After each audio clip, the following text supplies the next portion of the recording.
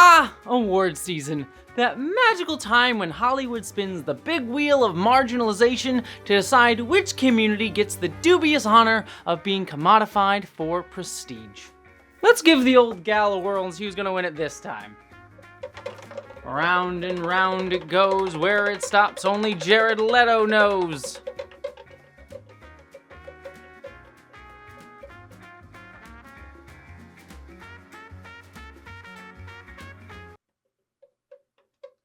Oh look, the transgenders won again! Move over, Jared Leto, step aside and go ruin a queer-coded cyberpunk franchise instead, because Emilia Perez is this year's awards darling. Emilia Perez is a 2024 French film directed by Jacques Audiard and based on Boris Razon's 2018 novel Escute, and it follows a transgender Mexican cartel leader who hires a lawyer to help her transition and fake her own death. Oh, and it's also a musical, because nothing says gritty crime drama like a dance number from the French. Lady, you know I only fixed the body. I personally first heard about Emilia Perez when it started getting a bunch of buzz at the 2024 Cannes Film Festival, where it won the jury prize and also competed for the Palme d'Or. I was actually pretty excited to see it. A mainly non-white female cast, a transgender actress actually cast in a role of a trans character, and a morally complex, unsanitized trans character at that, and it's taking a wild swing to be a musical, plus also, Uhura is in it. Did you not see Uhura? Yes, yes, yes, yes. Alright, Emilia Perez, you have my attention. But when the film finally hit Netflix in the United States in November, LGBTQ critics weren't so kind. GLAAD, for example, called it, quote, a profoundly retrograde portrayal of a trans woman. And it also became a lightning rod for backlash from the transgender community online. If you're in the online transgender community and you can get past all the Fallout New Vegas memes, you may have seen this clip circulating around. And I wish I could prepare you for this clip, but honestly, there's nothing I can do to prepare you for it. Men to woman, or woman to men. Man to woman. From penis to vagina.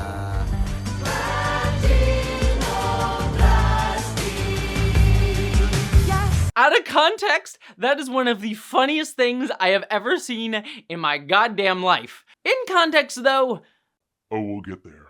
Despite the criticism, Emilia Perez started cleaning up at award shows, nabbing SAG nominations, leading the BAFTA long list, and winning Best Picture Musical or Comedy at the Golden Globes. In fact, it shocked even me, someone who expected it to get some nominations, by getting nominated for 13 Oscars, only missing the record number of 14 nominations by one, which, whoo boy, we will talk about. Emilia Perez, nominees to be determined, producers. So naturally, I had to see this movie. At worst, I expected another Green Book, Crash, or Sia's Music, a patronizing surface-level representational movie. A trans misery porn spectacle designed to provoke pity and cisgender applause, complete with dead naming and tired tropes a la The Danish Girl. And sure, all of that is in this movie. But what made me want to make this video about the movie wasn't all of that stuff, it was the much deeper issue hiding in plain sight. Because while I went in wanting to give this film a fair shake, I found something far more sinister beneath its surface. Something that much of the mainstream criticisms of the movie were circling around, but not quite hitting. So let's unpack Emilia Perez, and in the spirit of things, I'm going to do it through song! Okay, not actually, you do not want to hear me singing. I'll save the energy for the essay, but I could sing. Maybe I will if you stick around. You don't know. You don't know. Don't know why I spun that again, but wow. There you go. Yeah, they definitely are gonna need a movie.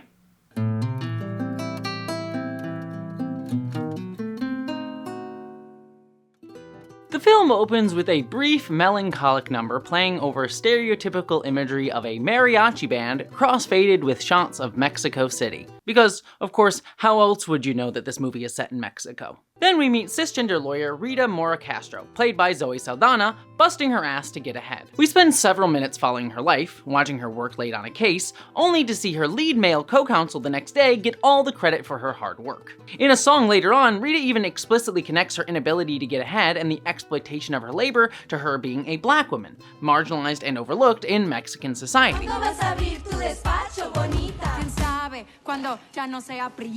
A black female lawyer just trying to get ahead in society? You know, not exactly breaking all the tropes, but you know, it's fine. Single female lawyer fighting for her client, wearing sexy mini skirts and being self-reliant. But it's kind of wild that the film spends 15 whole minutes grounding us in Rita's struggles and perspective before we even meet Emilia Perez, the titular trans woman. So why even include all of this? What's the point? Well, Rita's perspective serves as a convenient entry point for cisgender audiences into Emilia Perez, the transgender character's life. The film is not about centering Emilia's interiority. Instead, we're shown her through a cisgender externalized lens, made to interpret her character through Rita's eyes.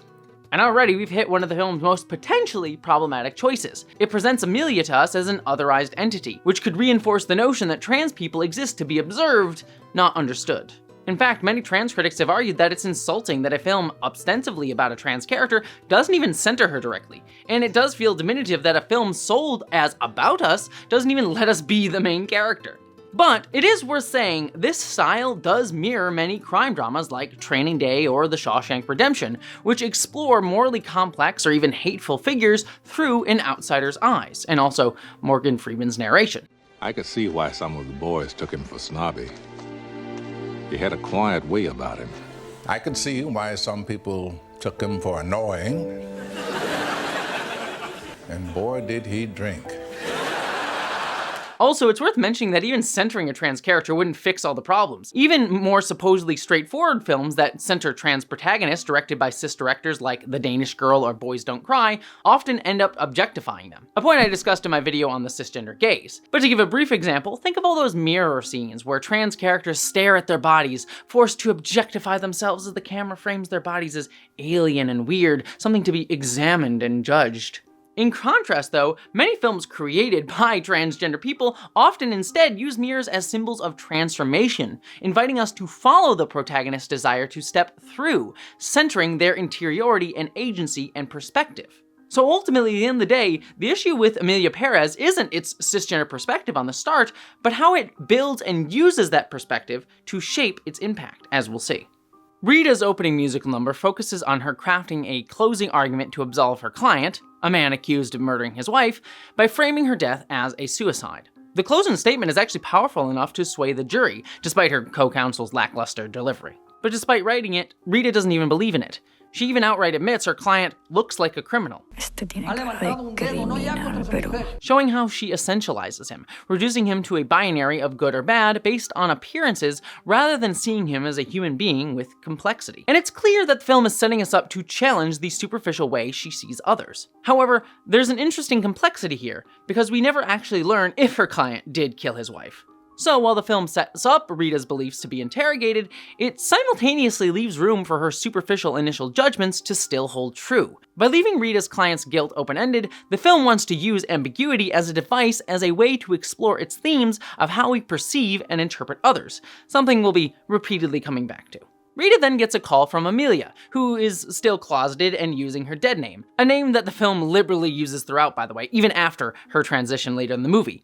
And while its use in pre-transition scenes makes some sense, even if they are clearly overemphasizing it way too much, the movie's insistence on using it post-transition is another issue entirely, which I'll address later on. But Emilia flatters Rita, praising her abilities and offering wealth if Rita chooses to meet with her, which we later see is a common manipulation tactic on Emilia's part. Frustrated at her career though, Rita agrees, only to be violently kidnapped and dragged, terrified, into a meeting with Emilia, who is played by transgender actress Carla Sofia Gascon, here playing pre-transition Emilia in heavy, masculinizing makeup. The film is deliberately framing Emilia to the audience, through Rita's experience of her, as a violent, male drug lord who wields fear, power, violence, money, and emotional manipulation to get what she wants. And this characterization is reinforced throughout the film's first act. When Rita later uses Emilia's money to splurge on a first-class plane ticket while doing work for Emilia, Rita is once again violently reprimanded by Emilia's goons.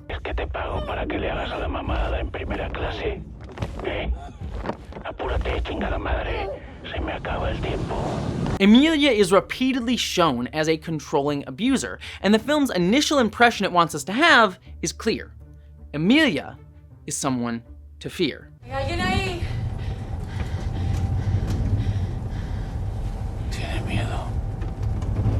And while this initial picture can be a problematic one, I want to be clear that my critique of this movie isn't simply going to end up being, it portrays a trans person as a violent abuser, so it's bad. Yes, there is a stigma that trans women in particular are inherently violent or deviants, and this representation risks feeding that preconception. Our society is also steeped in trans misogyny that frames trans women, especially trans women of color, as simply inherently violent men pretending to be women.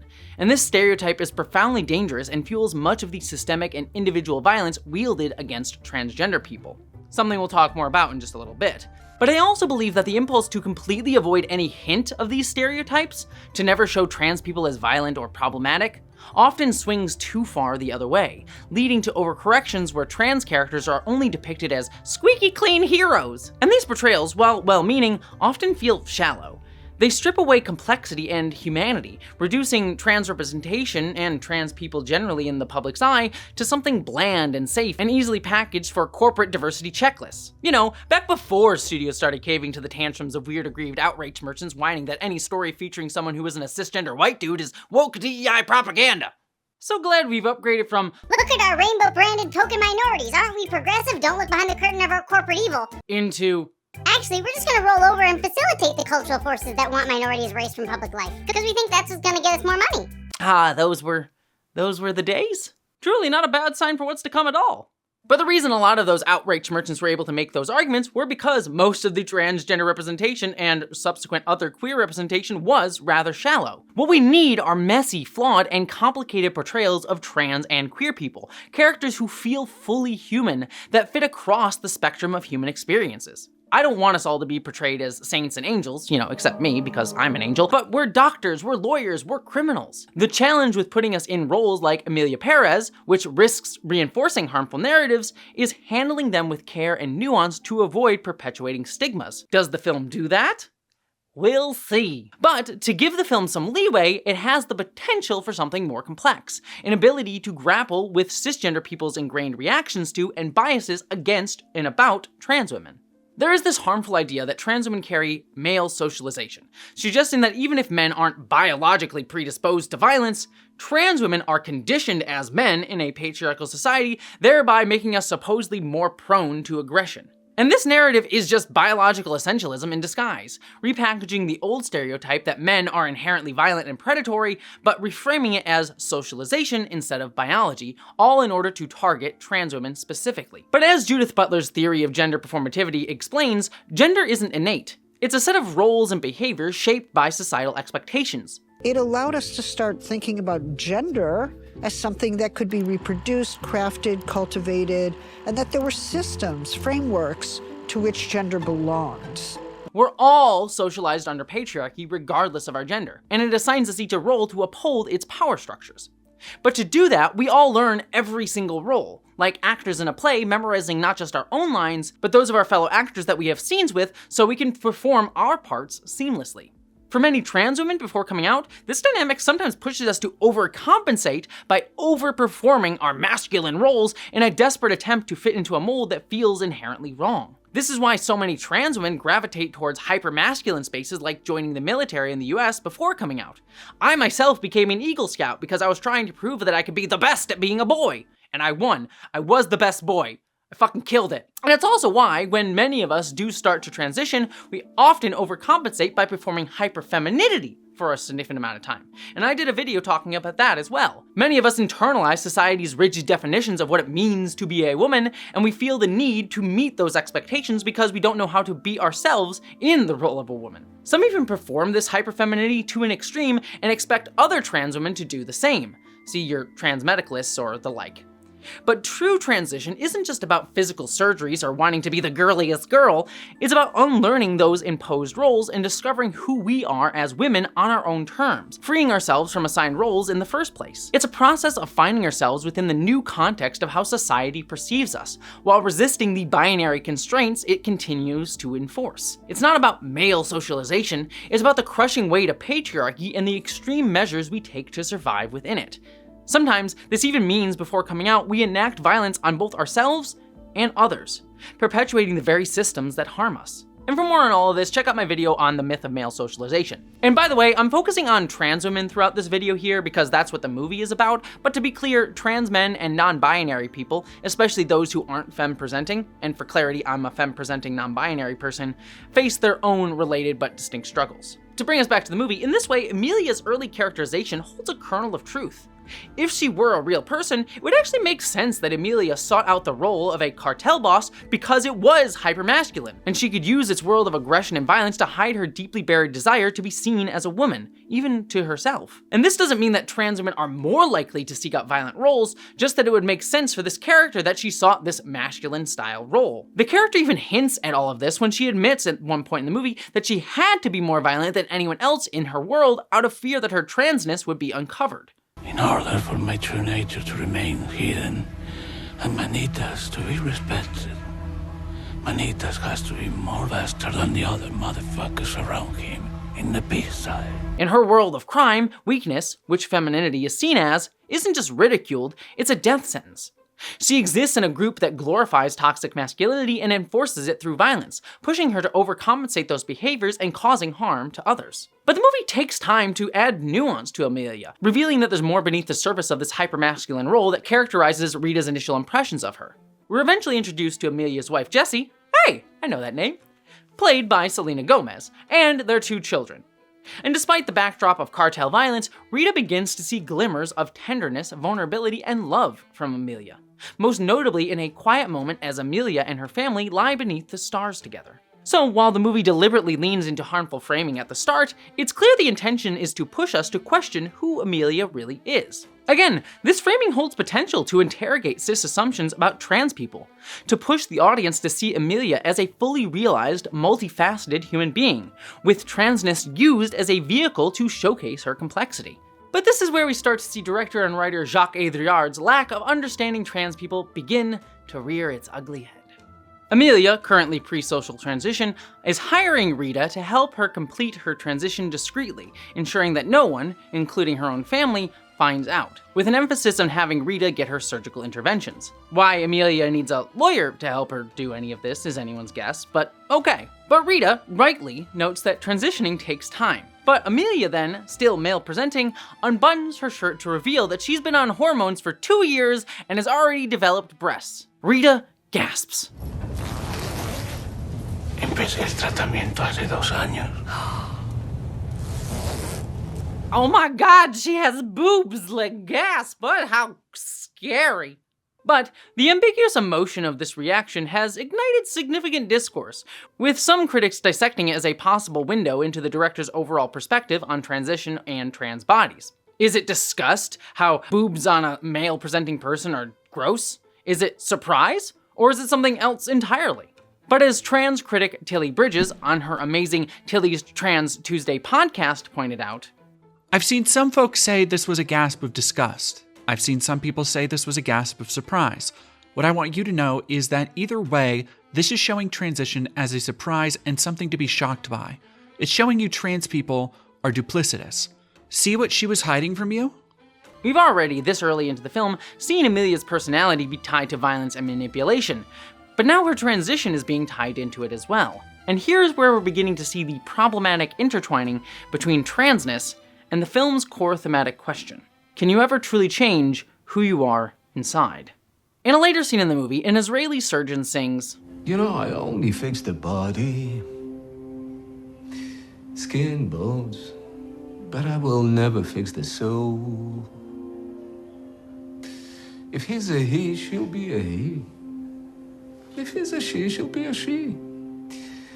If he's a wolf, she'll be a wolf. If he's the wolf, you'll be his sheep. arguing that identity remains unchanged despite any physical transformation. But Rita counters, Changing the body changes society. Changing society changes the soul. Changing the soul changes society. Changing society changes it all.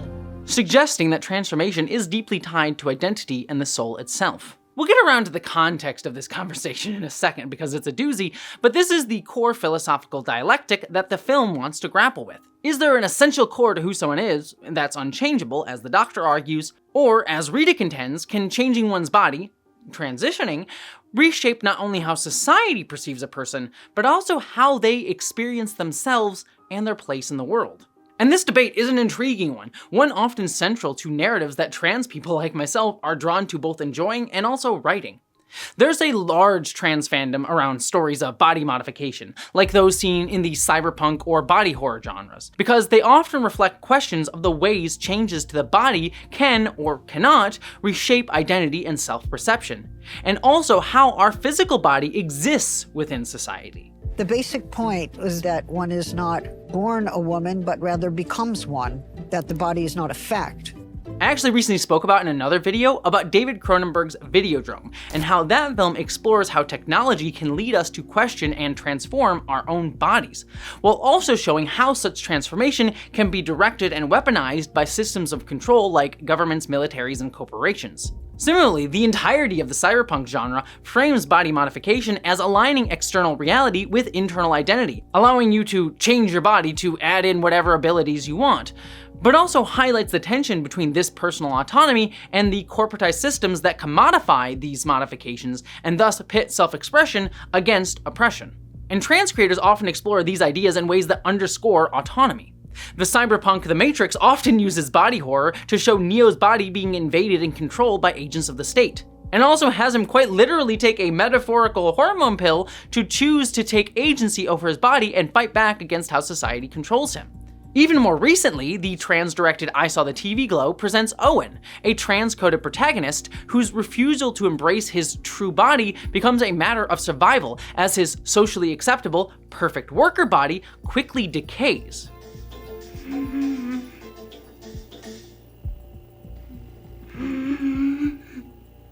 It's a visceral body horror metaphor for how society exploits and consumes us when we deny our authenticity in order to fit its mold. Both examples underscore how the fight for bodily autonomy and self-definition against oppressive systems that try to control and define it is a core part of trans narratives, both in fiction and in reality. The body cannot live without the mind. And these stories echo Judith Butler's ideas about identity as a performance shaped by societal expectations rather than a fixed truth. Now, what if we were to say that in enacting our lives as a particular gender, we are actually realizing that gender anew. We are making something real happen. When gay and lesbian people started coming out, or when trans people started living openly, something changed in the world. When we talk about performative, we're talking about an act that makes something come into being, or an act that has real consequences. We're talking about the changing of reality. But these genres aren't inherently immune to also reflecting dominant cis-heteronormative patriarchal fears. Take, for example, the concept of cyberpsychosis in Cyberpunk 2077 and its anime, Cyberpunk Edgerunners. It's a mental illness where excessive cybernetic body modification causes people to lose touch with reality and turn violent against anyone around them, even their friends.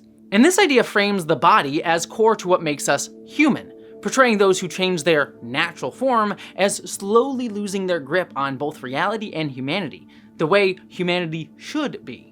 It echoes transphobic narratives that portray trans people as delusional and mentally ill by thinking that we're our actual genders, and sees our bodies as mutilated and inhuman, and also frame trans women, as well as the mentally ill, as inherently violent. And this exact rhetoric is what's weaponized to justify systemic violence and the stripping away of our autonomy. I'd also highly recommend, by the way, this excellent video by Broe Deschanel, which explores body horror and how movies like The Substance sometimes reflect societal fears of women's bodies. Not just trans women, but of the broader objectification and disgust at all women's bodies used to police our autonomy. Because what I was watching was an explicitly feminist film about women's beauty standards, and here I was surrounded by an audience screaming at the body of an old woman. But I bring up cyberpunk and body horror not just because, I'm a nerd, but because they're heightened examples of the same ideas raised in discussions about trans people in a modern context. Or conversely, framed as a threat to ingrained cultural beliefs that uphold the status quo, that have made themselves feel normalized. Beliefs that label those who change as intrinsically dangerous to said status quo and in need of being controlled and confined. Which brings us back, sadly, to Emilia Perez. The film toys with the same themes of bodily autonomy and societal control, yet this scene between Rita and the doctor centers entirely on two cis people discussing a trans woman's transition, completely excluding Emilia from the conversation. And at no point in the film does Emilia articulate what specific kind of transition she wants. She just vaguely says she wants to transition and get surgeries. No trans woman would never want to say in their own transition, and it's a blatant stripping of her autonomy by the film, reinforcing the persistent pattern of cis people getting to dictate the terms of trans transition. But what's worse is that Rita's argument here rings entirely hollow, because while it contradicts her earlier belief that appearances equate to truth, her shift in perspective was not driven by genuine growth on her part, but by Emilia's violently attacking Rita to get her to speed up her transition process in the scene that happens directly prior to this one. Rita's plea to the doctor isn't a genuine challenge on her part to societal assumptions, it's a desperate attempt for her to avoid further violence, framing the support of trans autonomy and the rejection of patriarchal expectations as something coerced through fear and threat of violence from a trans woman. Again, Emilia's violent character being tied directly to her being trans. And so we're already seeing a pattern of Emilia Perez the movie relying on cis fears and biases, raising the question of if it genuinely understands the narratives around trans people that it seeks to interrogate. Because we need to talk about the song. From penis to vagina. The one where Rita is paraded a magical buffet of trans surgeries like it's some kind of transgender surgery Candyland. Actually, I trademarked that idea because I would love to make a trans surgery Candyland. I claim that. Come with me and you'll see a world of gender affirmation. But naturally, as I said, this song became a favorite for trans folks to roast online because it so perfectly captures society's fixation on surgeries as the defining feature of our lives. I even found that some trans people who hadn't seen the movie felt that the song must have been intended to be a tongue-in-cheek parody of the fetishized way that cisgender people turn our surgeries into a spectacle by making it a big musical number. Oh god, I'm gonna fall over. Because otherwise, who wouldn't love their personal healthcare decisions, including those about our genitals, be turned into a whimsical ditty? Whimsical ditty. Whimsical ditty. And to be fair, in context, while the song is meant to be over the top and funny, it sadly lacks that self-awareness. Because in the film, the comedy is instead meant to come from how freely these surgeries are supposedly handed out. Mammoplasty, Yes. vaginoplasty, Yes. rhinoplasty, Yes. laryngoplasty, Yes. mammoplasty, Yes. vaginoplasty, Yes. rhinoplasty, Yes. laryngoplasty. The surgery center we see here is based in Thailand, a country in real life that has relatively lax restrictions on trans surgeries, which has led it to become a vital destination for some trans people who have been denied care or face incredibly long wait times or prohibitive costs in their home countries due to restrictive laws or gatekeeping. Yeah, the film glosses over that harsh reality. Instead, it asks us to laugh at, and judge, how absurdly easy it is for Rita, a cisgender person, to casually select surgeries for a trans person, reducing these deeply personal and often inaccessible decisions to something as trivial as pointing at every surgery and yelling, "Yes, yes, yes!" Yes, yes, yes, yes. As if she's picking them out at a buffet. Adding to this, the sequence parades stereotypically beautiful naked bodies of men and women around, reinforcing the notion that transition is about achieving some objectified, idealized, sexualized form. This perpetuates the idea that trans women transition to fulfill a fetishized, sexualized version of womanhood, that we're just sexual perverts who wish to become the object of our sexual desire, which is a common transphobic narrative called autogynephilia. And it negates that we're actually women and instead frames us as moral degenerate perverts. I mean, I am a moral degenerate pervert, but it has nothing to do with me being trans. On top of that, the Thai doctor's office is massive, flashy, and clearly expensive. And throughout the song, the cost of surgeries is repeatedly emphasized. Just for the bath. How much will it be? For you? $4,500. And this portrayal directly feeds the idea that trans surgeries are handed out like candy by a medical industry eager to exploit and profit off of trans people. So much anti-trans propaganda hinges on this exact claim, that the medical establishment is pushing trans identities through media and culture in order to profit by mutilating us, especially children. It's the same bullshit that right-wing assholes like Matt Walsh are peddling. We have 5 children's hospitals in the United States telling girls that they can be boys at $70,000 a pop. Minors are being given surgery by the woke left the second you look away from your kids' schools. Oh my god! Like, calm down, bitch. Trans people aren't the damn weeping angels from Doctor Who. Oh god. It's locked!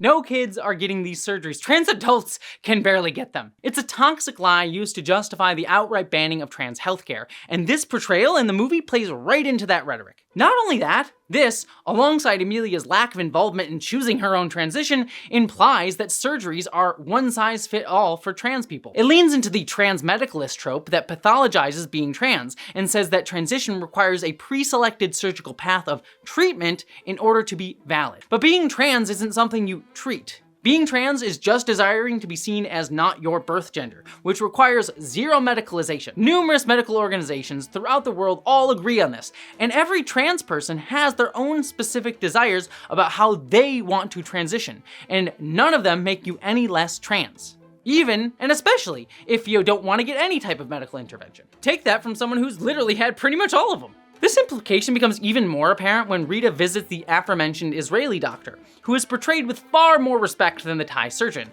which also hints at this movie's racist undertones, but we'll get there. But working out of a tiny, modest office, this surgeon shows little interest in the large sum of money that Rita offers him. He has tons of money. Okay. So?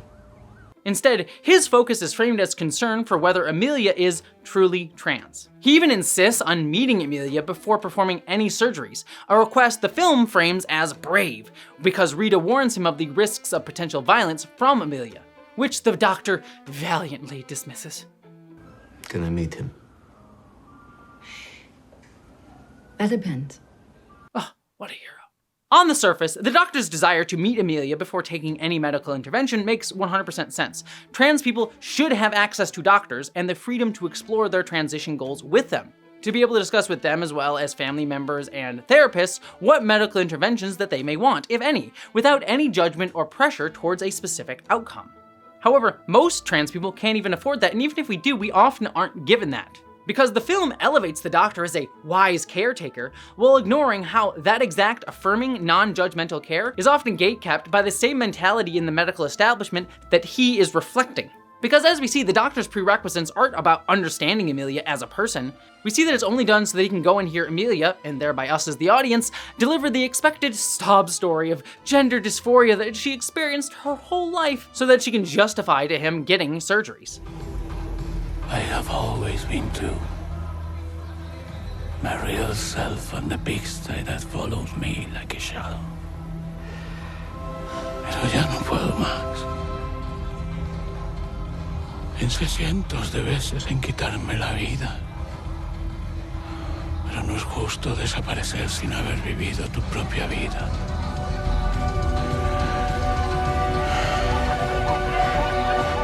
Help me, doctor.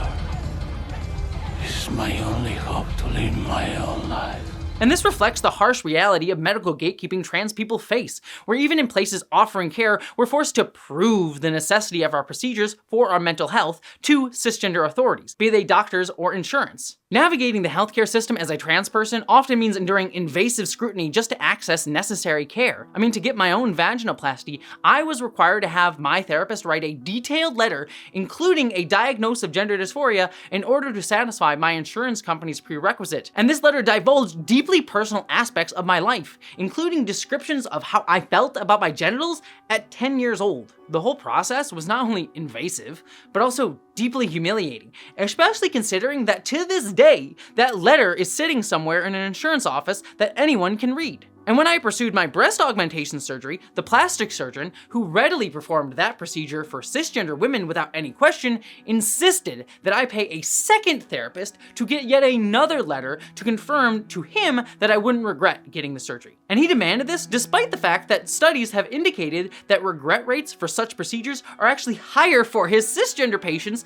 than for transgender individuals. And my experience is reflective of the systemic mess that is transgender healthcare. And this medicalization fuels gatekeeping, forcing us to meet rigid criteria and collect endless professional endorsements just to access basic gender-affirming care. It's also worth mentioning here that Emilia can easily afford all of these surgeries. Money is no object for her thanks to her wealth from her criminal activities. And while that makes sense for her character within the film, most trans people don't have that luxury. Many can't afford surgeries out of pocket, or even the insurance that might pay for them if they even live in an area where such inclusive coverage is available. And even if it's covered, it can be a bureaucratic nightmare just to get approval. At its core, this system thrives on mistrust and control over our bodies, delaying vital care and feeding harmful narratives that constantly question the legitimacy of who we are. And if you're curious about all of this, I'd recommend Abigail Thorne's fantastic video on this situation as it appears in the United Kingdom. Yet, while it depicts them accurately, the film frames these dehumanizing medical hurdles as necessary and the gatekeepers like this doctor as heroic. It also reflects a so-called progressive approach to trans acceptance, less openly hateful than right-wing rhetoric, but still rooted in belittlement and control. Liberals embrace trans people only on their terms, through pathologization and medicalization, letting them feel virtuous without confronting their biases or giving up power over our lives. It's not acceptance, it's control condescendingly disguised as compassion. And through all of this, we can see that while Emilia Perez, the film, tries to wrestle with the philosophical question of whether people can genuinely change through a transgender character, it completely muddies it by making Emilia's transition something dictated, judged, and controlled by cisgender gatekeepers. Instead of engaging with the autonomy and humanity of trans people, our ability to define our transitions and what they mean for us, the film shamelessly reinforces the same cis biases, transphobic narratives, and oppressive structures that dictate and control trans lives, all while pretending to question them. And worst of all, it extends this framework to how Emilia views her transition. Because we finally get a glimpse of Emilia's inner world about a third of the way into the movie in the song Deseo, Desire. The song is sung ostensibly to give us insight into Emilia's emotions, but we're still watching it through Rita's perspective, the only person who witnesses the song. Rita, this far into the film, is still acting as the surrogate for the presumed cis audience's response to Emilia's reveal of her true emotions, making them something to be otherized. Sympathized with, sure, but not empathized with. Compounding the idea that trans people are just objects to be pitied, not real people with real problems. Still, in a raw and undeniably powerful performance by Gascon, the song lays bare Emilia's longing. Not to transition, but to become someone else entirely. Though Emilia has everything society tells her she should want, her true desire is to become the post-transition Emilia, whom she views as a completely different person from herself at this moment. And this is striking because it frames Emilia's view of her transition not as a reclamation of identity, but as a rejection of her current self.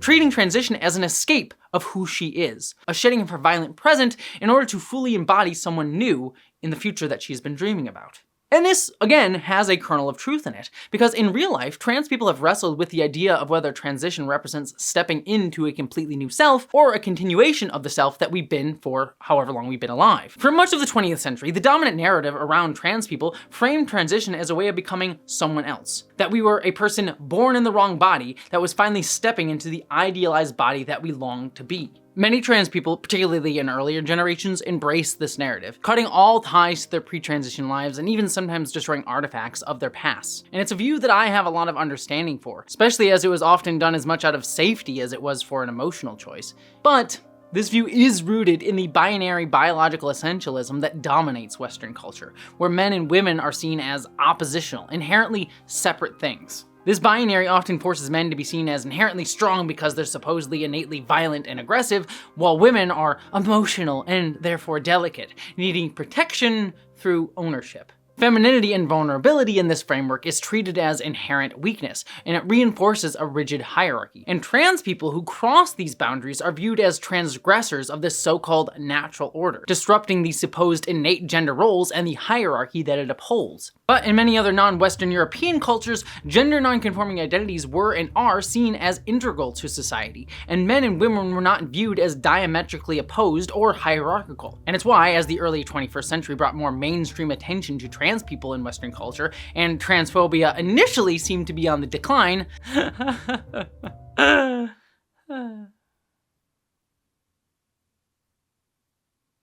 tired. The dominant narrative idea of transitioning as becoming someone else started to lose traction, replaced by the view that transition was a way to align one's external appearance with their internal truth, a continuation of the self rather than a reinvention of it. And for many trans people, this reframing was actually really liberating for us, offering a way to embrace our identities without the need to erase our pasts. And it also combines quite nicely with Judith Butler's idea of the performativity of gender. By changing how we perform our roles, we're actively taking agency in reshaping and redefining our identities. And this, in turn, transforms the society around us by creating new roles and plays for how we build it. And this view challenges that rigid binary construct of gender, emphasizing that identity is not fixed or innate, but fluid and continually negotiated through our interactions with societal expectations, an idea that is dangerous to a culture that propagandizes itself as the natural way of things. And we see these two views come into conflict within Emilia. While Emilia seeks to become a wholly new person, she also still has a strong emotional tether to her current life because of her family. Emilia's plan to fake her death and abandon her wife and children is marked by visible anguish on her part, with her tears underscoring the regret and pain of this decision. And while a more modern view of transness would see her try to transition by integrating her family into her changing role, which many trans people today try to do because we want to often stay with our children and family, even if it might cause tension with how we are perceived by them, instead, Emilia believes a completely clean break is necessary for her to become the woman that she longs to be seen as. And this question is further complicated by Emilia's identity as a cartel drug lord, a figure who has clearly enacted significant violence to secure her power. The film doesn't shy away from showing Emilia's brutality through her violent treatment of Rita, but it does leave the broader implications of her crimes, including kidnapping and drug trafficking, mainly off screen, which is something we're going to come back to a little bit later when we talk about racism in the movie. But her ability to fully finance her transition is also directly tied to this violence and exploitation.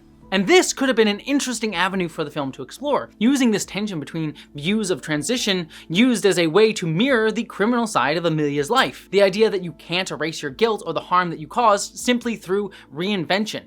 And how the ability to even reinvent yourself often comes from privilege and exploitation. The film could have subtly used these dueling tensions to confront Western society's pervasive desire to erase history as a way to dodge accountability and deny that privilege even exists, such as how American conservatives insist that slavery is all in the past, and that its legacy has not led to the existence of systemic racism and white supremacy that benefits the white rich upper class to this present day, claiming that wealthy white men who started off already with a bunch of money from their families just simply pulled themselves up by their bootstraps, while minorities who have had their money stolen from them for centuries just aren't good enough, and the few successful ones are dismissed as DEI tokens. But despite all of this rich potential, given the film's already displayed biases, we have to continue to question as we go through this if we're heading more to a reinforcement of these same biologically essentialist views that have long misrepresented and been used to constrain trans lives. Spoiler, yes we are. Because the film goes on to frame Emilia's decision to transition by faking her death as cruel, depicting the emotional devastation her death causes Jessie and their children. Here's the kicker though, we're made to see this pain through Rita's eyes, not Emilia's, who doesn't seem to ever care that she caused this pain at any point in the film. Yo no quiero esto, no tengo nada que hacer aquí. Why can't we go to my sisters in the States? Te lo ruego. It's a deeply insidious way of framing Emilia's choice, as if her transition is inherently selfish or irresponsible and damaging to the people around her. And this idea reinforces that cis people understand the consequences of trans people's decisions better than we do, that we're oblivious to it, or worse, don't care about the harm our transitions supposedly cause others.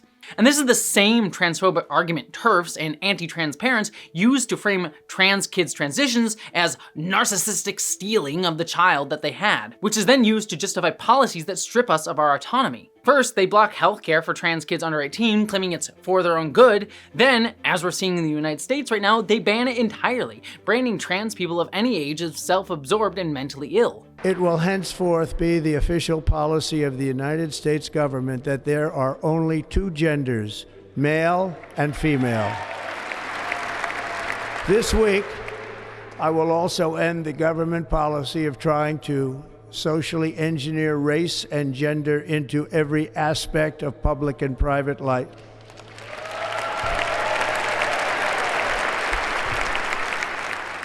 By framing Emilia's transition as selfish and harmful, the film reinforces the belief that trans lives must always be justified through the lens of cisgender comfort. But even worse, the film links this transition choice to Emilia's controlling nature at the same time, as we see Jessie express anger at the loss of her autonomy by Emilia's posthumous forcing Jessie and the kids to move to Switzerland for their supposed protection. It's decent characterization of showing Emilia as controlling and doesn't care for her family's desires, but it continually links it to her being trans, as well as echoing transphobic narratives.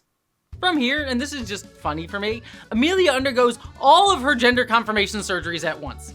Facial feminization surgery, vaginoplasty, breast augmentation, and maybe more. No doctor would ever do that. It's not safe for one, but also this isn't fucking Captain America where you can just go into a tube and come out suddenly a perfect gender specimen. Mr. Stark?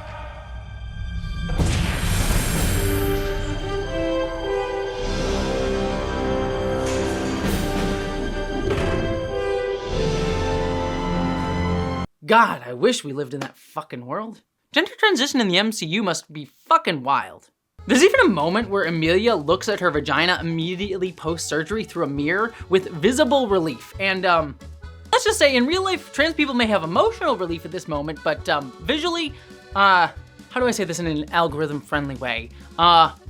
It's more tornado at a deli counter down there for a few months. Sorry, was that too much for you? It looks great now. It looks like a little flower. Anyways, healing from each surgery can take literally up to a year. But Emilia just spends a minute in movie time before she's magically healed and ready to go before she even leaves the hospital. Director Jacques Audiard even admitted he discussed the challenges of surgery healing with trans actress Carla Sofia Gascon, so he knew the reality, but still chose this depiction. And I get the appeal of movie magic. And showing trans surgeries as a quick outpatient procedure would be fine if the film genuinely focused on trans experiences elsewhere, but it doesn't. Instead, it reduces surgery to a quick, easy, one-size-fits-all fix, perpetuating the stigma that surgeries are simple and immediate, rather than the difficult process, both in obtaining access and going through them, that they actually are for trans people.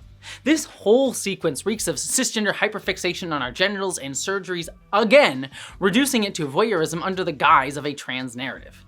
Speaking of time skips though, the movie then jumps ahead 4 years, completely jumping over any chance to see Emilia adjusting to being perceived as a woman, her joy at it, her struggles, her navigation of a patriarchal society free from her violent past. Instead, we just cut straight to her surprising Rita at a dinner party 4 years down the line. ¿Sabes que de hecho Simon y yo...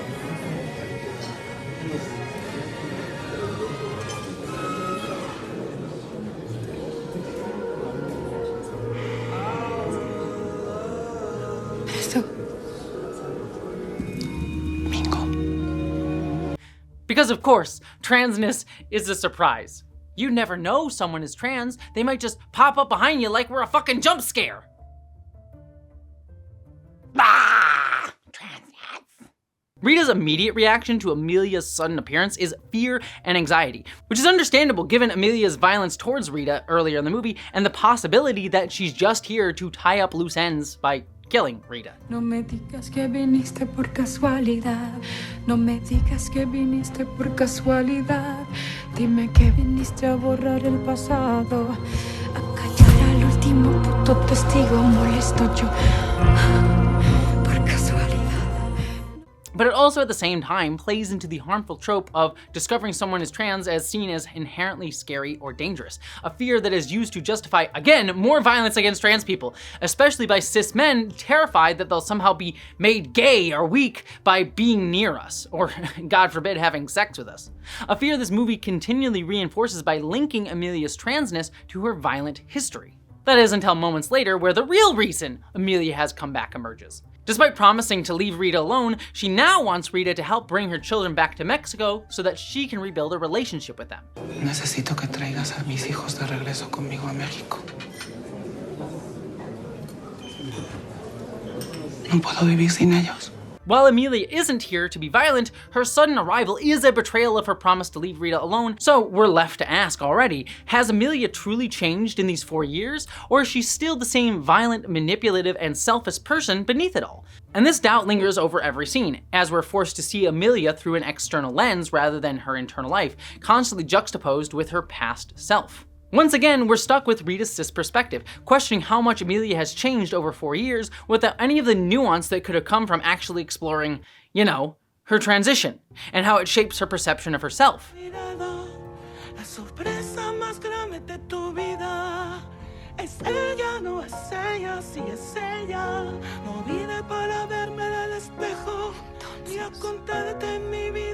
Which again, would be fine if the film was genuinely interested in questioning Emilia's character as a person who just happens to be trans.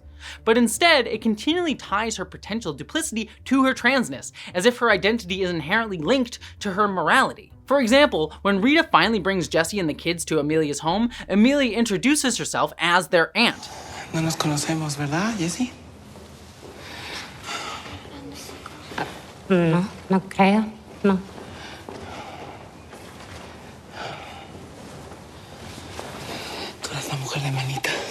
It's like Mrs. Doubtfire, Gangster Edition. Except instead of comedic hijinks, we're meant to question if this is evidence of Emilia's manipulativeness.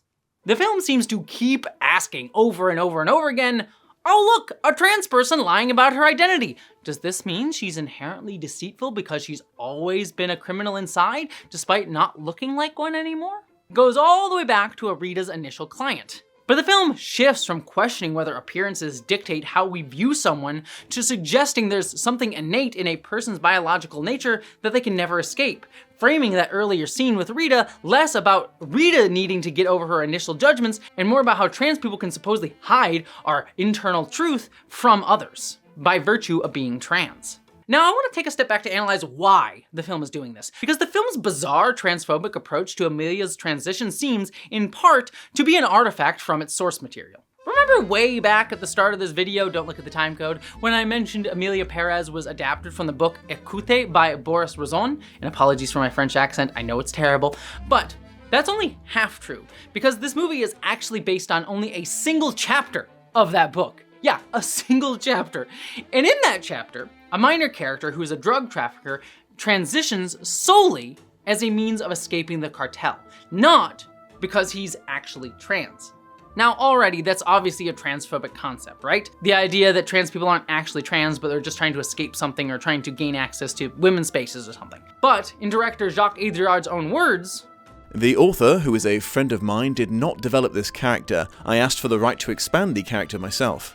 But, of course, when a rich French man does it and not a girl on the internet, it's art. My muse shall not be mocked.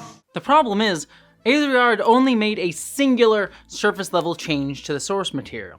He made Emilia actually earnestly a trans woman. Critic One Barquin, in their review for Little White Lies, summed up the core problem with this perfectly.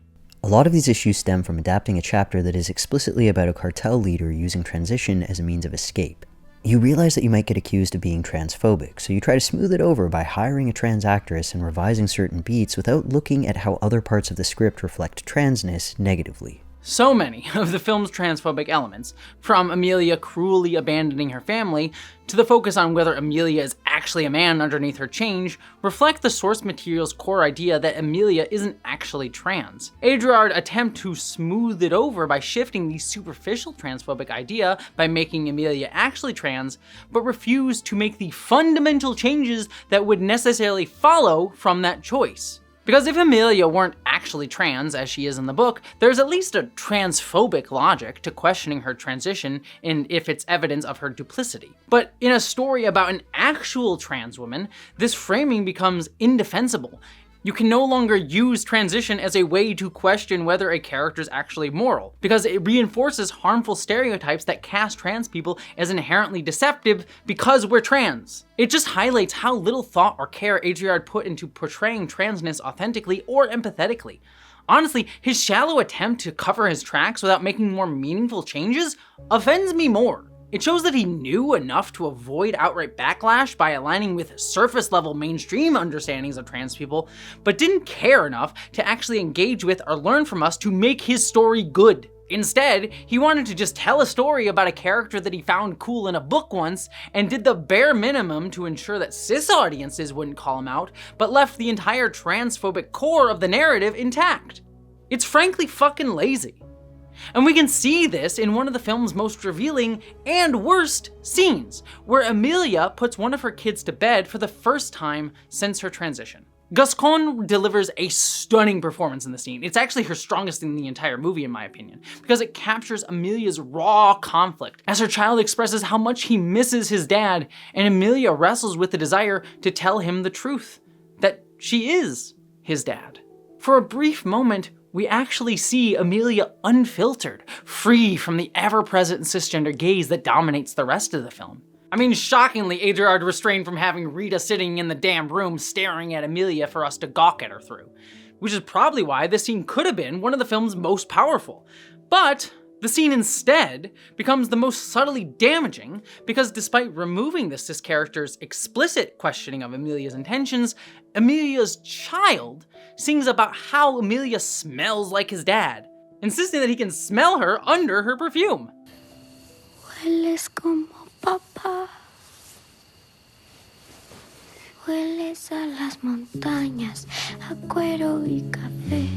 Hueles a la comida picante, picante. Hueles a azúcar, al cordero en el fuego, al olor del motor. Okay, several things here. First off, we're just gonna gloss over the fact that apparently the kid has magical smell powers and can smell all of that shit, but also, this scene makes it glaringly obvious that no one involved in writing this film did even the barest minimum of talking to trans people while writing it. Because if they had, they know one of the first and most notable changes of HRT is that our smell changes. I'm not trying to be like comedically over the top here, like it actually is wild to me because before hormones gave me softer skin or redistributed my fat or even gave me boobs, I noticed that I smelled different. It's just a weird thing that happens that you just kind of notice. And so this entire song is not only just ignorant, it showcases their insulting laziness. But the deeper, more infuriating issue here is how this moment anchors itself in biological essentialism in order to question Emilia's identity. All of the smells that the child lists are very much tied to Emilia's former masculine identity. Hueles también a coca, con limón, hielo y sudor. Hueles como papá. It clings to this insidious belief that some immutable biological trait will forever define who Emilia really is, undermining her identity and framing her transition as just a superficial mask over an unchangeable truth. No matter how much she's changed, she still smells like a man. You can't remove that stink, I guess. The film all but shouts that no matter how much she transitions, no matter how much she presents herself, she's still, at her core, biologically a man. This isn't just invalidating, it's a gut punch to any trans person watching, reinforcing the idea that we'll never truly escape the boxes cisgender society forces us into, no matter how much we change. And by the way, if you're curious, in this video, I explained that trans women are not biological males because, like all humans, we have numerous biological and social traits, some, like fucking smell, that are mutable, some that are not, that patriarchy forcibly categorizes underneath male and female binaries. But we can't stop there with this scene, because the suggestion that a child can sense a parent's true identity leans into conservative rhetoric about biological bonds and parental rights, narratives weaponized to control trans people and women generally. It props up the idea that there's a magical biological familial bond that often confines women to caregiving roles, saying that women just know naturally how to be mothers, tethering their value to biology while erasing their autonomy and a desire to have them just keep pumping out babies. It's also the same rhetoric often used by TERFs and anti-trans parents who say that parents know their trans child's true identity better than they do, and thus justify limiting access to trans care. I know who I am, and I want to be who I am, and I want you to love me for that. Honey, I love you. You love the girl that you gave birth to. God gave you this amazing body, and you want to change it. So the scene that could have been truly beautiful instead sends a chilling message to cisgender audiences. Don't trust trans people. Don't listen to what they have to say, because deep down, they'll always be the person that you knew they were in your gut. And this exact concept, it's the thread that will weave through the entire rest of the movie. Buckle up. At this point in the film, Emilia, while out with Rita, starts noticing family members of cartel violence victims searching for their loved ones. Emilia starts to feel guilt at her past actions as a cartel leader, and so starts to use her connection with incarcerated cartel members to create a nonprofit aimed at identifying the bodies of cartel victims. And this could have been really compelling because it introduces a storyline not tied to Emilia's transness for once, one that could have explored whether Emilia has truly changed. Her guilt is evident, but the nonprofit also garners her fame and public veneration, raising the interesting question, is she still benefiting from the very violence she once inflicted without ever actually taking accountability for it? In a better movie, this could have been a great turning point where Emilia confronted the repercussions of her violent past. What if families of her victims that she is currently helping discovered that Emilia was the one responsible for their loved ones' deaths? And if the film wanted to explore transness within that, perhaps these families, while rightfully angry, weaponized transphobia against her out of anger, forcing Emilia to grapple with both her actions and the bigotry that she now faces as a trans woman. It could have been a really nuanced narrative about accountability, transness, and how patriarchal cis-heteronormative societies entice men to violence and then absolve them until they're marginalized. Imagine a version of Emilia's story where she's forced to rightfully take account for her violent past, but only does so because her history was discovered after she acted on guilt that she can now fully feel. A guilt which only emerges because she lives in an identity that society allows her to be more in touch with her emotions within. And at the same time, she would have had to navigate that accountability in a world that not only holds her to a different trans-misogynistic standard, but is also deeply hostile to her very existence as a trans woman. Hell, you could have even gone wild with it and talked about how trans women often tend to be the victims of cartel violence, meaning that she could have actually faced violence as a trans woman by the very people that she used to pal around with as a dude. That would have been such a wildly interesting and cool storyline to explore. But sadly, that's not what we get. Instead, Emilia calls on her corrupt politician friends from her pre-transition life to fund her nonprofit, leading to a song where Rita points out the shocking revelation that the upper class of the city is corrupt. Wait, sorry, what? Movie, you're blowing my mind. You're saying rich people are bad? What a groundbreaking critique of capitalism. Emilia never at any point has to confront the harm that she caused. Instead, we get some small, petty moments, like Rita complimenting Emilia's outfit, only for Emilia to not return the compliment, prompting Rita to mutter bitch under her breath. Magnífica. ¿Y yo? Emilia Perez. Pendeja de mierda. It's yet another shallow attempt to make us question whether Emilia is a self-centered narcissist, masquerading as progressively provocative because Rita called her a bitch, affirming Emilia's gender in a sexist way. Wow, how edgy. Meanwhile, it completely sidesteps any meaningful or complex exploration of Emilia's culpability for her past actions in organized crime. Hell, if you still wanted to show that Emilia was a shit person and not someone who actually grew after she transitioned, you could have her just tell people, oh, well, I don't have to be held accountable because they're just transphobic. They're only angry at me because I'm a trans person, and never actually take accountability for actions. That would have showed a transgender person who is morally a piece of shit, without it actually being because she's trans. Oh, and by the way, Rita serves no real narrative purpose in the second half of the movie, if she ever even had one. It kind of underscores how she was only ever created to facilitate cisgender gawking. And this is why I'm not just offended as a trans person here, though I am that, I'm also offended as a fellow filmmaker and writer. There was so much potential here to create a nuanced portrait of a trans character and relate that to a complex societal issue. And putting all these clearly talented artists to work all on a movie to say shit that only goes as deep as rich people bad. It fucking just offends me as a filmmaker. The only other storyline to come out of this plot thread is even worse. A victim of cartel violence, Ifania Flores, visits Emilia's nonprofit while hiding a knife. And at first, the film makes it seem like she might be there to attack Emilia, possibly having uncovered her past. But no, she's just there to figure out what happened to her husband after she got a notification that the nonprofit knew where he was, bringing her knife along to kill him if he was alive because he had subjected her to years of abuse. Emilia in the scene coldly and dismissively tells Flores that her husband is dead. Usted encontró a mi marido.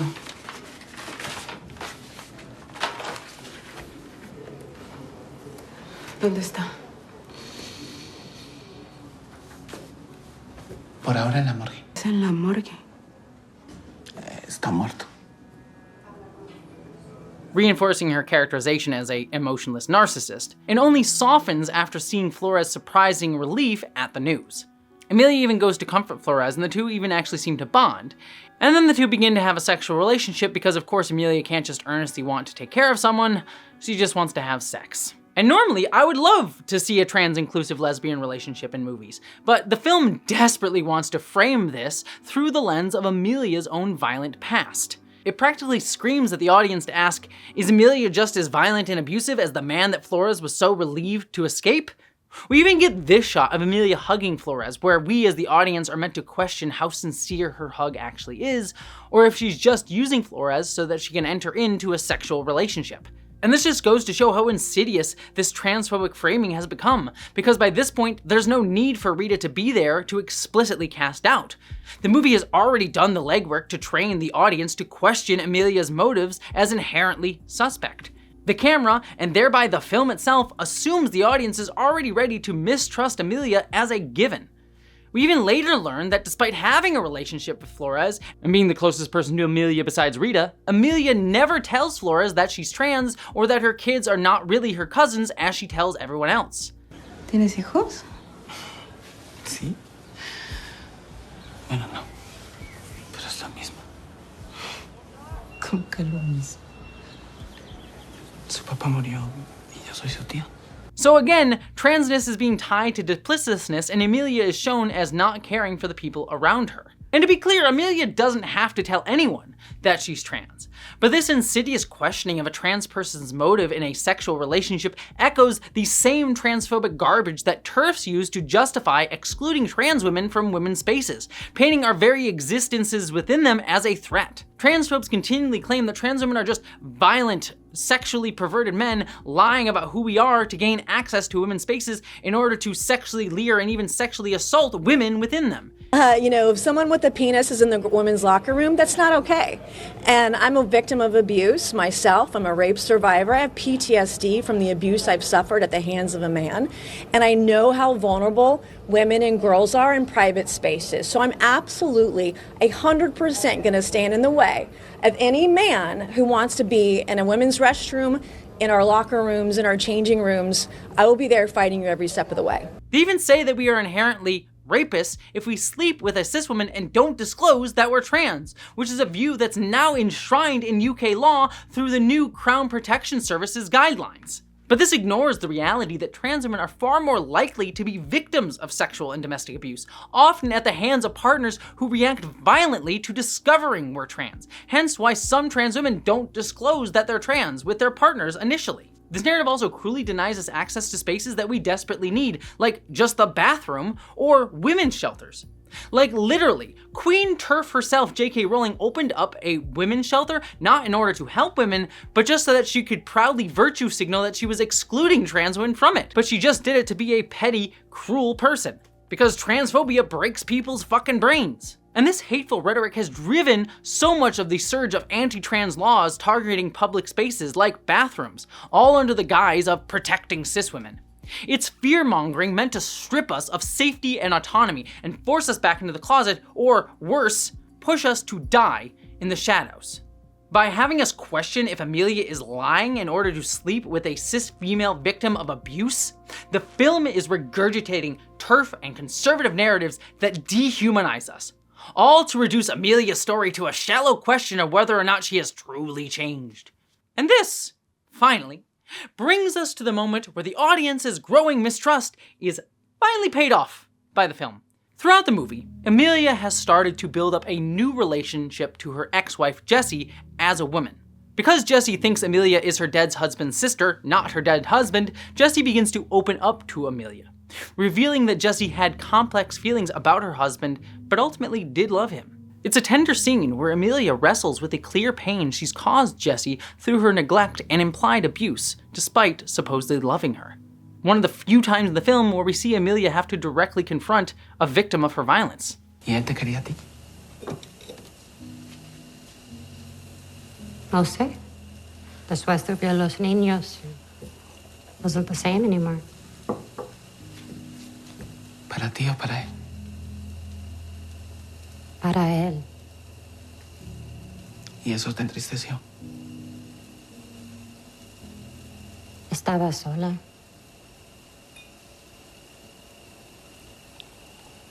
But we also learn that Jessie cheated on Emilia in the scene, and that reveal is less centered on Jessie opening up and more a moment for the audience to wonder if Emilia will reveal her true self by showcasing anger upon learning of Jessie's infidelity. If Emilia will finally throw off the mask and say, "Ha, I was your dead husband all along."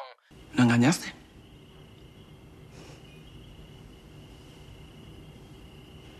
¿Con quién? ¿Por qué me preguntas eso? Por nada. Más por saber. But Emilia doesn't. And we're actually meant to take that as an indicator of Emilia's potential growth. But we also, at this point in the movie, start getting songs showcasing Jessie's interior life. Something, by the way, Emilia never gets to do on her own terms without anyone else present. Jessie's songs, though, reveal her growing anger and frustration at her husband's control, even in death. She feels trapped, forced to stay in her dead husband's supposed sister's house in order to access his money that she should have been given upon his death.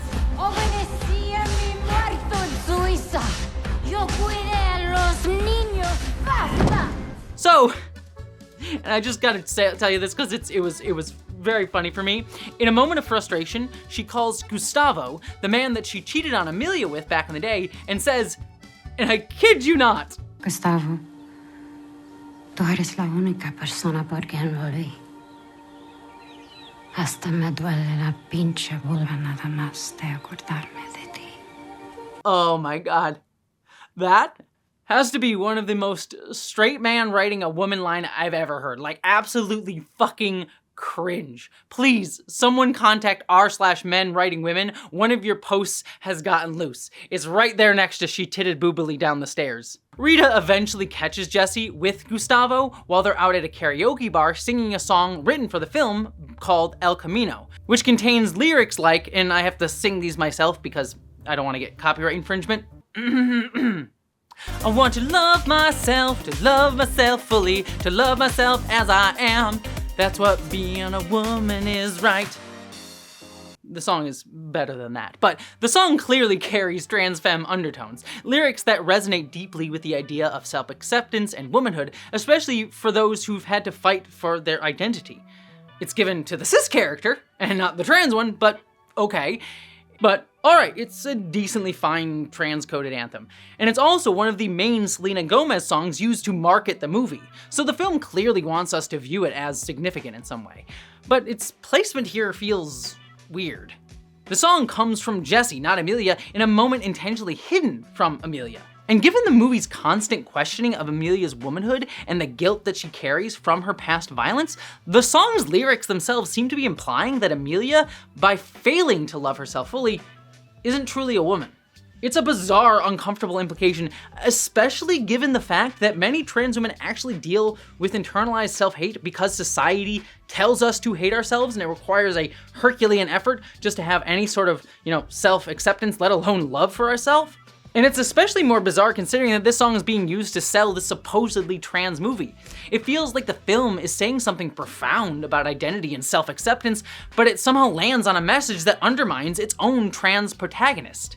And also, I'm just putting this briefly here because I'm not a musical expert, but can we briefly talk about how most of the songs in this movie feel like filler tracks between actual musical numbers? My friend Vera Wild does a deeper dive on this in her own video, but like as a non-musical person, isn't the general rule of thumb that you hit us with the big songs when characters feel emotions that are too intense that they can't just say them? Like most of the movie is played just like a normal crime movie, and people then are just sitting at a table talking about someone else, and then suddenly there's music. It's really weird. Any medical issues since? Somatic, psychiatric?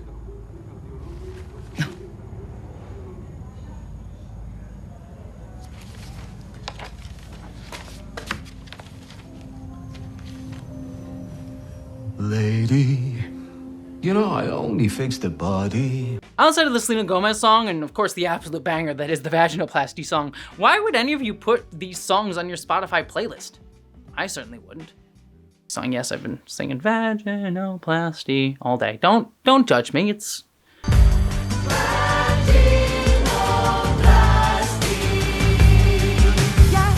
It's stuck in there. But all that's beside the point, because after this scene, Emilia confronts Jessie about her staying out late and getting drunk around the kids.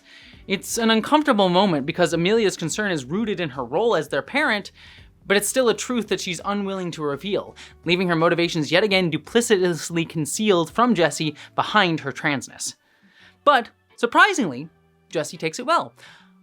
Until she reveals that Gustavo has proposed to her and that she's planning to marry him and take the kids and leave Mexico to finally feel free from her dead husband's control. What? Sorry, my cat is at my feet wanting food, so I have to go feed him really briefly here. Yes, I know the movie's transphobic, I know, you don't have to be so upset, it's okay. Anyways, now that you've got to look at my pussy, but surprisingly, Jessie takes it well. Until she reveals that Gustavo has proposed to her and that she's planning to marry him, take the kids, and leave Mexico to finally, understandably, feel free from her dead husband's control. Emilia doesn't take this well.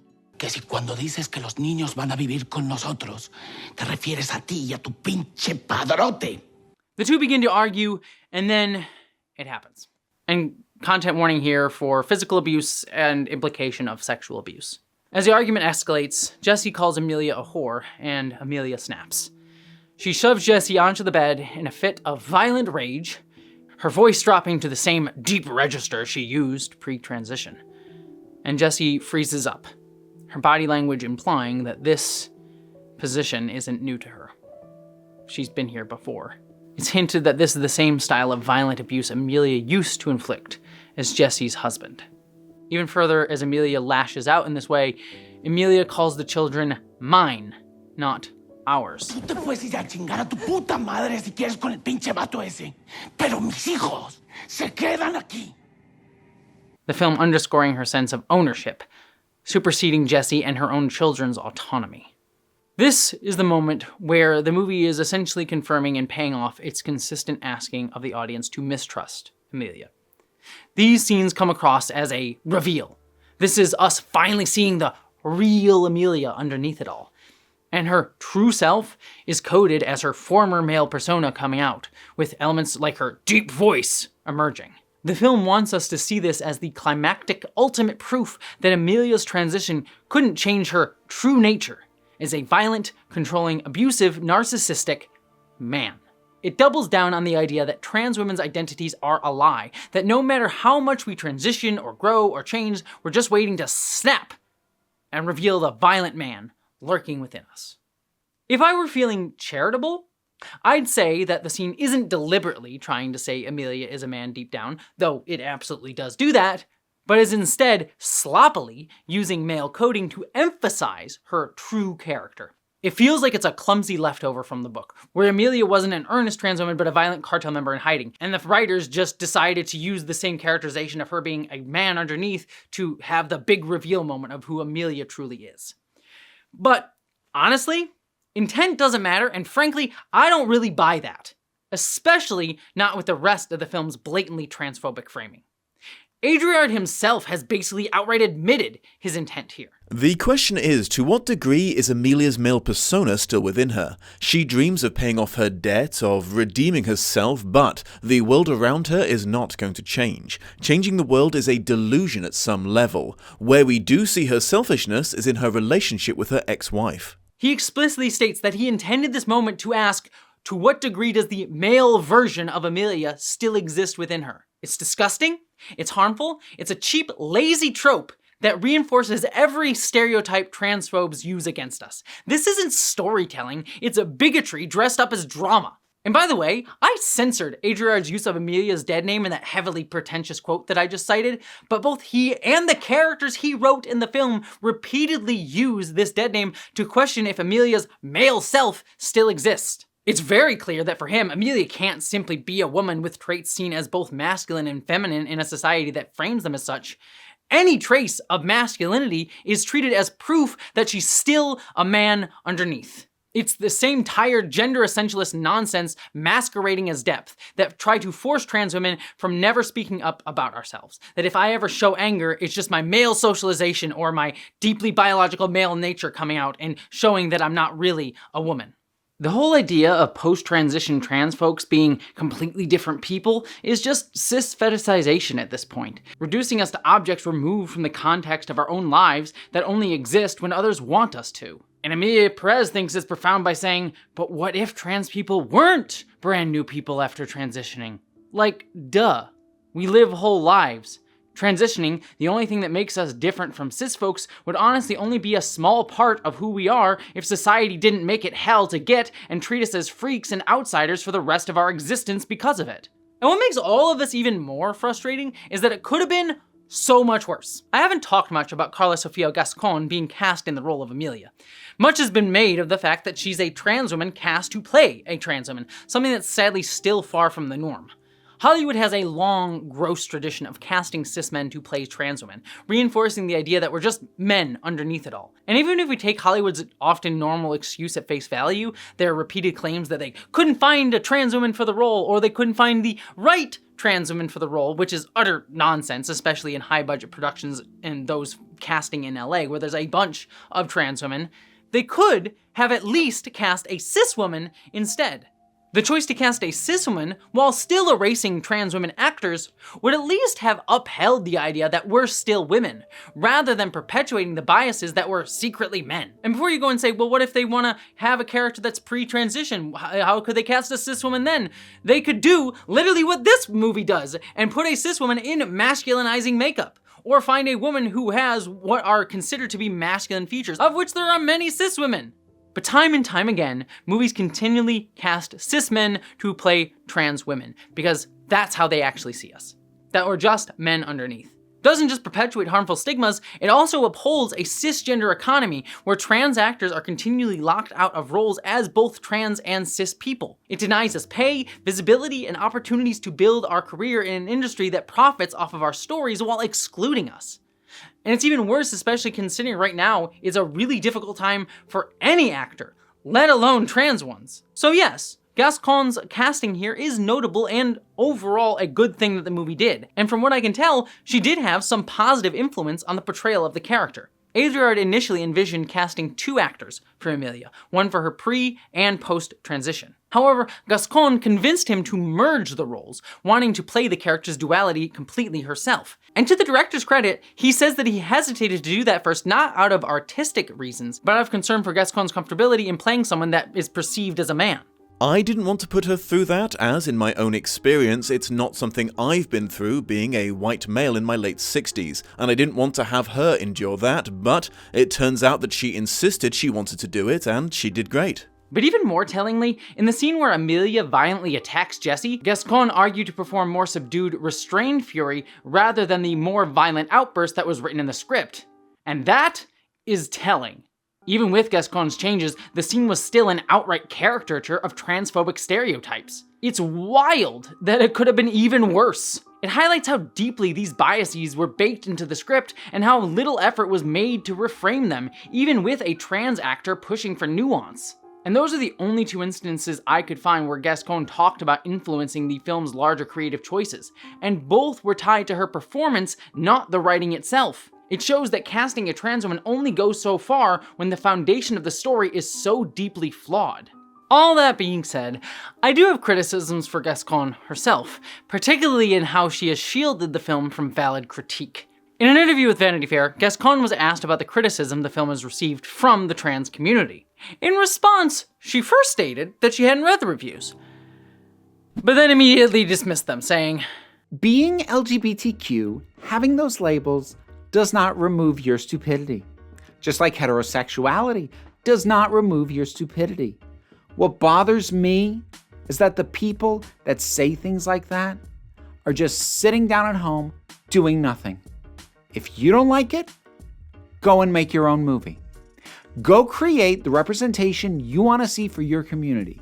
There are some that say, I want to see LGBTQ or trans characters out doing what people do in real life, but we do bad things too. I don't understand the criticism about the representation of portraying Emilia Perez this way. The reality is that the trans experience is not the same for everybody.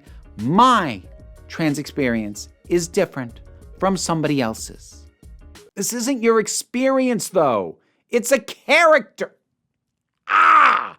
That's not a defense. Oh my God. Sorry. Okay, focus. Now, I'll give Gascon some grace, since English isn't her first language and she may have meant a different word, but dismissing critiques as stupid without ever even reading them is condescending.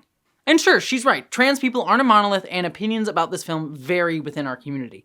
There's even this piece by a trans writer for Out magazine who liked the film, and I know others that feel the same. And that's great, it's actually really awesome that our community has diverse opinions on things.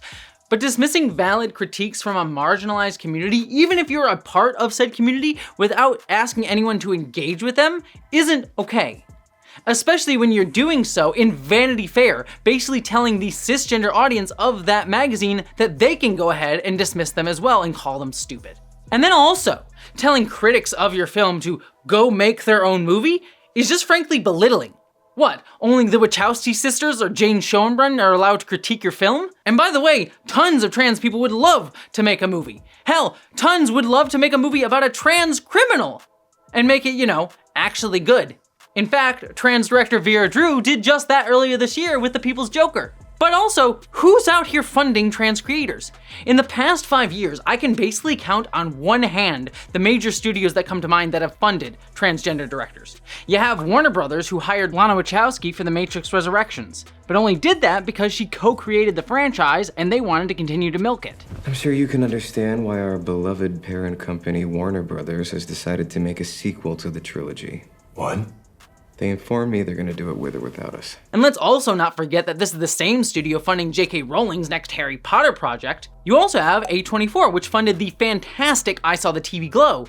But even that amazing movie is not getting the same awards campaign season push as other A24 films like The Brutalist or Sing Sing are.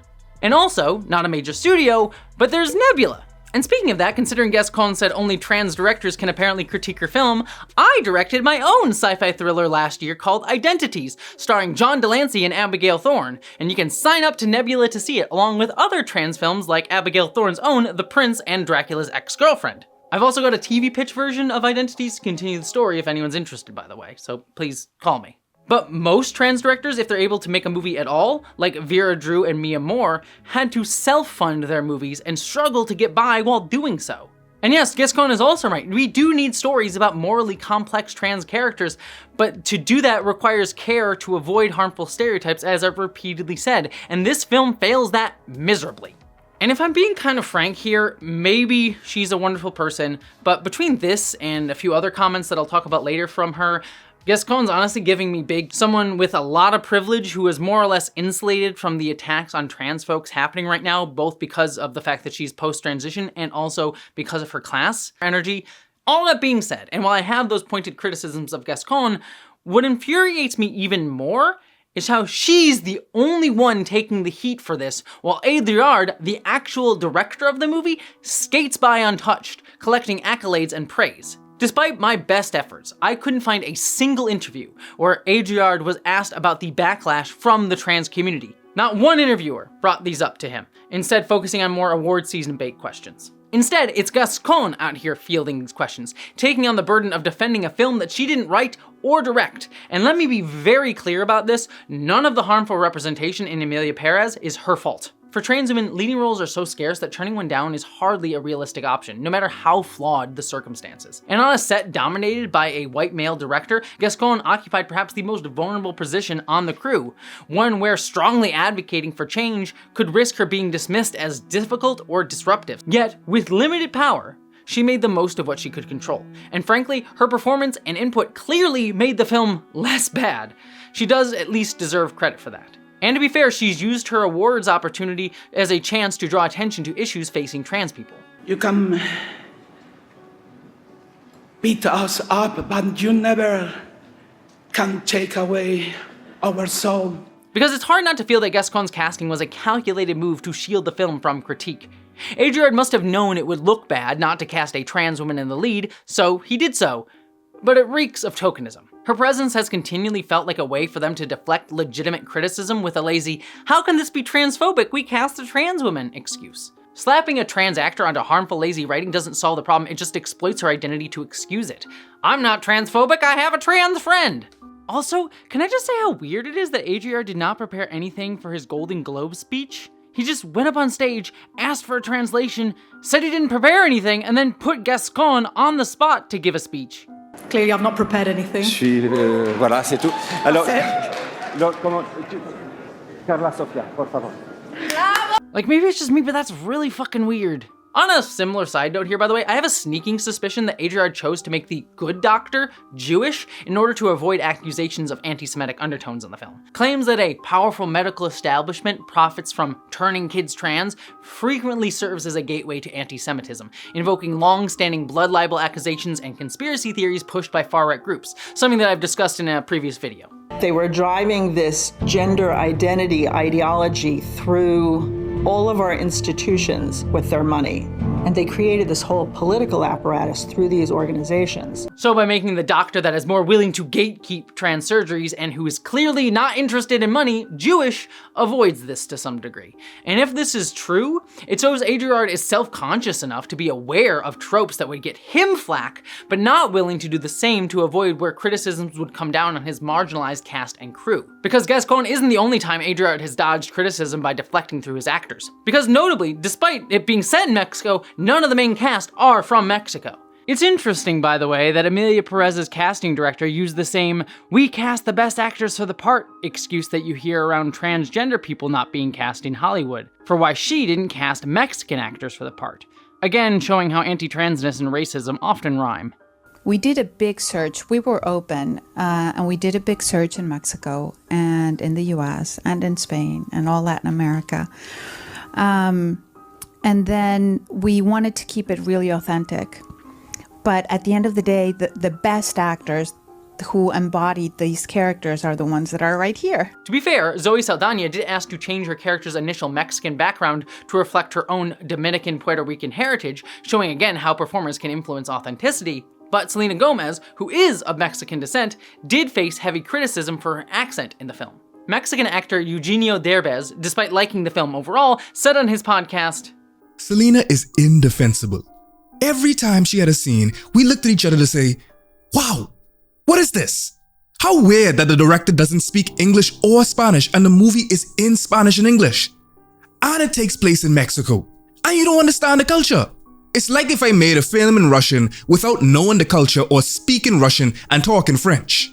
Gomez responded to this statement saying, "I understand where you're coming from. I'm sorry, I did the best I could with the time I was given. Doesn't take away from how much work and heart I put into this movie." And this sparked outrage at Derbez, causing the entire discourse to center on their supposed feud, forcing Derbez to apologize to Gomez. All of which distracted from the fact that Derbez's critique was ultimately not pointed at Gomez, but Adriard himself, the director. And even that, Gomez's response, that "I did the best with the time that I was given," implies that she wasn't given enough time by Adriard to properly train her accent. I'm not I'm not as happy with what I feel like I could have done in Spanish. But overall, I hope that it doesn't hinder my performance, and I'm really grateful for the opportunity. Perhaps I could have had more time with it. I'm sure she probably could have done much better if she had been given proper support. But yet again, the focus shifts to criticizing a woman and a man of color instead of holding the male director, who held the real power for the decisions, accountable. Because doesn't it strike you as odd that a story about a Mexican trans woman was made by a 72-year-old cis white French man funded by French money and filmed in France?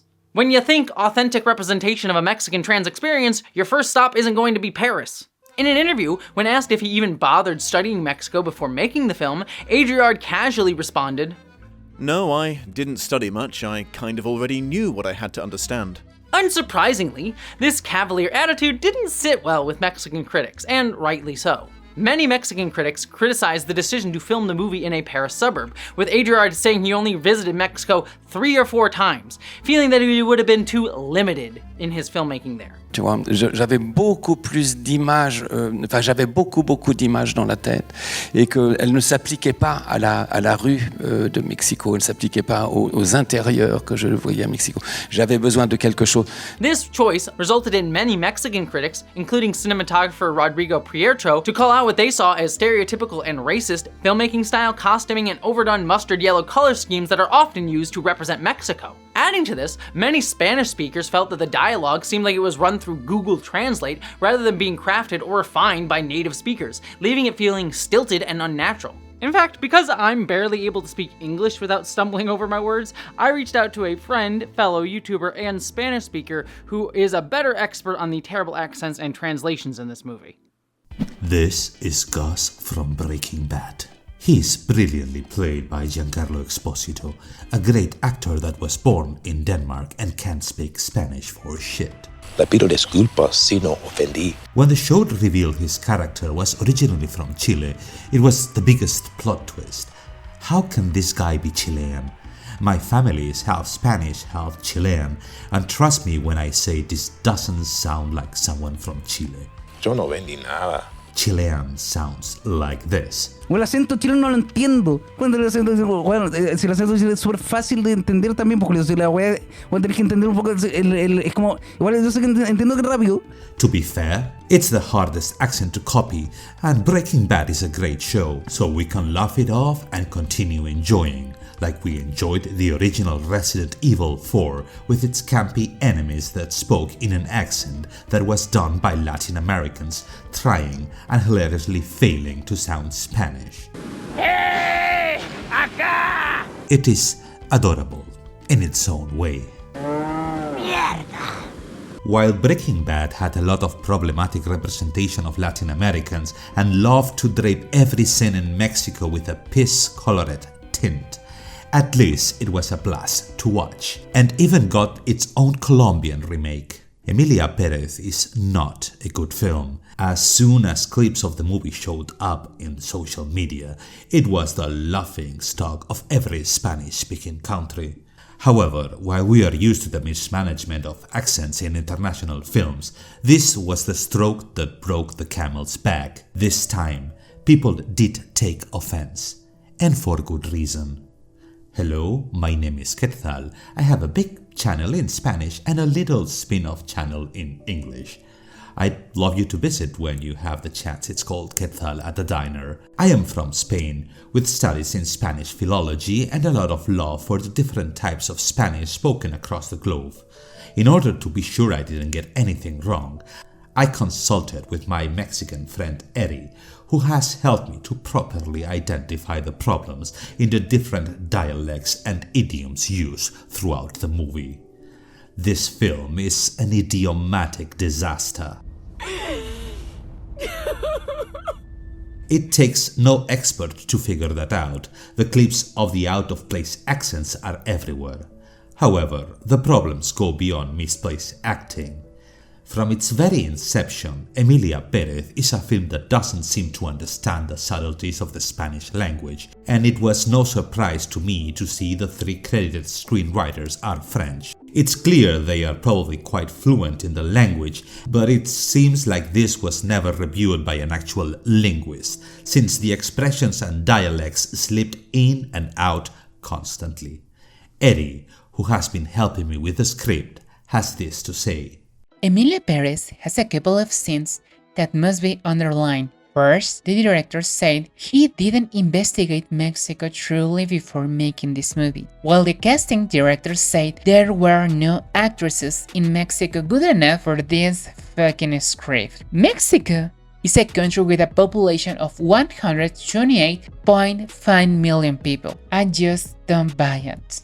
And when the screenwriters wrote the script in Spanish without really dominating the Mexican dialect, they simply fuck it up. They mix it in expressions that are never used in my fucking country. For example, Emilia uses a very odd expression to ask for a gender reassignment surgery. We need to find a good place to reset.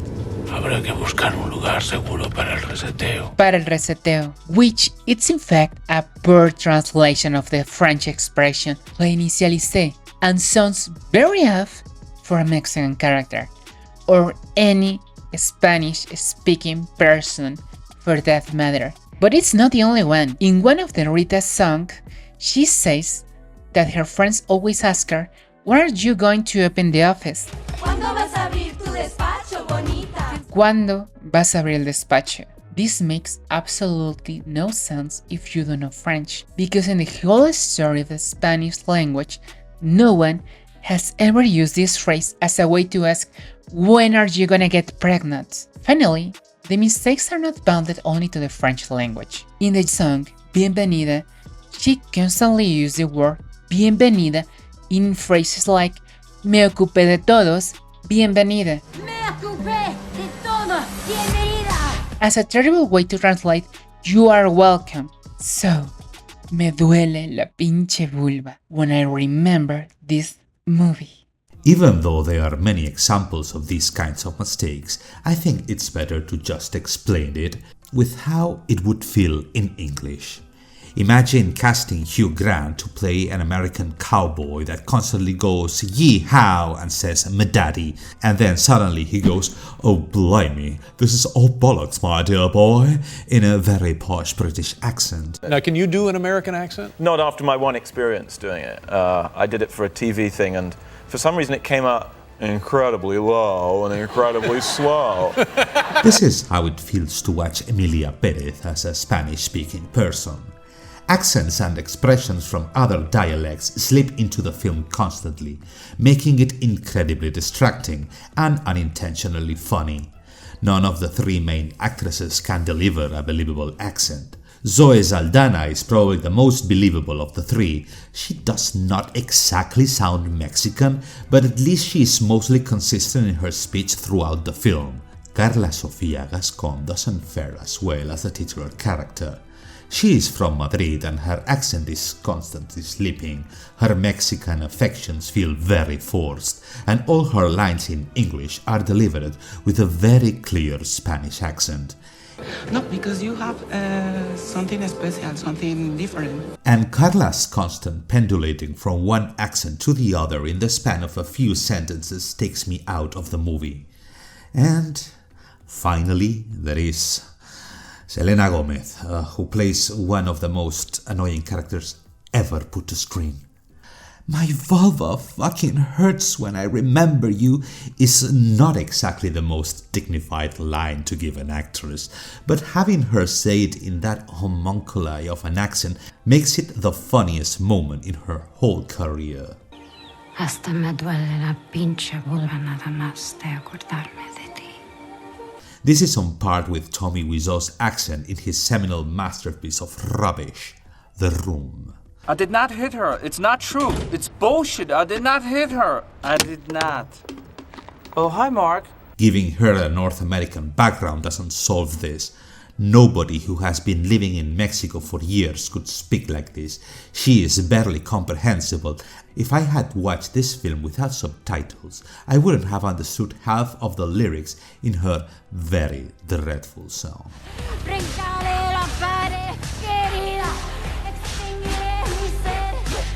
Is Emilia Perez's use of language racist or offensive? Well, given the rest of the film is far more problematic in its representation of Mexico as a stereotypical narco state, the linguistic failure is just the cherry on top. Emilia Perez reflects the Mexican spirit in the same way a mass-produced plastic-wrapped supermarket taco does. It is, at its worst, a completely offensive representation of Mexican culture and dialogue, and at its best, an endless source of memes that will be laughed at and parodied for years to come. Anyway, thanks to Jessie for giving me voice in the matter. A very sexy voice, if I must add. Thank you to both of them for that. Please check out his channel for more of his, honestly, very sexy voice.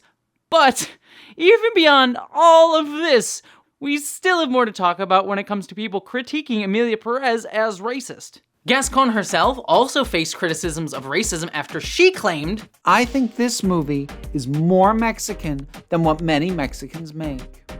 Oh, God. Okay, I gotta stop. I'm done. I'm out. Nope. In fact, while I was editing this video, the funniest fucking thing happened. A trans Mexican filmmaker created the parody film Joanne Sacre Bleu, a French movie made without a French crew.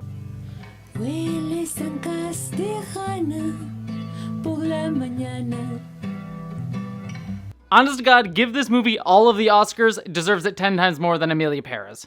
But it was the film's spectacle-driven portrayal of the Mexican drug cartel that drew the most criticism. Because yet again, we have another movie made by a white director depicting Mexico, this country, with a huge society and history and culture as simply just drug cartels. On top of that, the depiction of the drug cartels themselves was problematic to many Mexican critics' views. In 2024 alone, Mexico has recorded 10,000 missing persons. The total number of missing persons in the last 6 years was 51,791. Morgues have more than 72,100 unidentified bodies of murdered individuals between 2006 and 2023. Narcos have significant power in Mexican society. These occurrences are just a few examples of its consequences. This is the reality. Of course, Audiard doesn't really care about the violence in Mexico or the victims. Like many other foreign directors, he's only interested in using it for shock and dramatic purposes. This is yet another irresponsible narco-novella. This one shot by a French crew in France to depict their racist and narrow first-world vision of Mexico. Audiard tries to make us empathize with a trans character so that we look away from his racism. But having queer representation doesn't exclude the presence of racism in it. Not only does writer Ricardo Gallegos critique Adriard's racist, stereotypical portrayal of Mexico, he also highlights how the film avoids directly showing Emilia's role in cartel violence, having it mostly be off-screen. Instead, it presents the cartel as a vague, faceless boogeyman, sidestepping any real exploration of its impact, and showing Emilia as simply ignorant of it. Emilia feels empathy towards the victims after barely meeting the relative of a missing person. Then she is portrayed as being ignorant of the number of enforced disappearances in the country. How many disappeared people are there in the country? She asks in a line that tries to wash away the evil crimes she committed in her past. The film paints her as ignorant instead of a murderer. It's insulting. Audiard doesn't delve into the true horrors caused by the Sicaros. He doesn't understand the profound suffering narco-culture has caused in the country. Instead, he only shows the good side of these former Sicaros and narcos who want to do good for society. Audiard is saying that all the violence, death, and cruelty in the country is Mexico's own fault. Now, to be fair, I am personally not Mexican, so I'm simply presenting the critiques that were raised by others. And it's also worth noting that several prominent Mexican filmmakers have praised the film. Issa Lopez, for example, remarked that Adriard handled the topic better than any Mexican facing this issue at this time. Even my horror anti-fascist directing daddy complimented the film by saying, I want to start by saying I'm not a dispassionate observer, because I've been part of two juries, one in Cannes, one in Venice, that gave Jacques the Palme d'Or and the Best Director. So this is how I feel about him. I think he is one of the one of the most amazing filmmakers alive today. And if I'm being frank, I find Del Toro's praise for this film really disappointing as a trans person. I have incredible heartache. I feel terrible about it. It's very hard. It's getting a little easier to talk about it, but essentially it's like you've been recently widowed and everybody asking you exactly how your wife died. But maybe there's something he saw in the film that resonated with his view of Mexico, and I personally can't speak for that. That said, for my money, given Adriard's cavalier comments, his handling of trans representation, and the critiques raised by other Mexican creators, I find ultimately the arguments about the film's racism compelling. And just as with the film's transphobia, Adriard has largely actively avoided direct criticism for this, while the weight of backlash falls on others like Selena Gomez.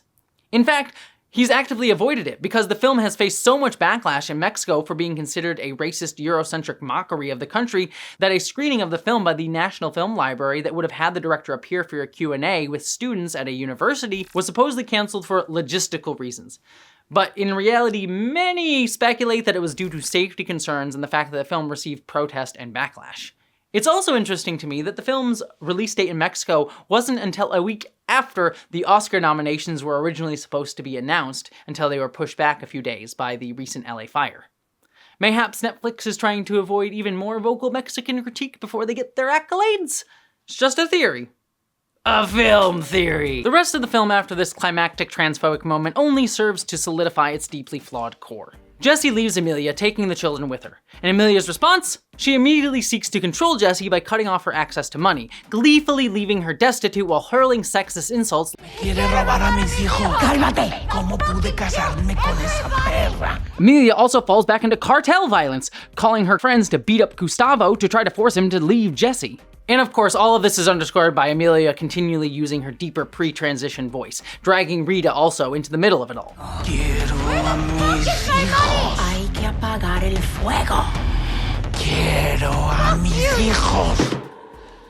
Once again, the film emphasizes that Emilia is still controlling and manipulative, tying her behavior explicitly to male coding. Oh, also, during the song, the lighting contrasts Jessie and Emilia through stereotypically gendered pink and blue color schemes, cause we're apparently at kindergarten levels of gender coding transphobia now.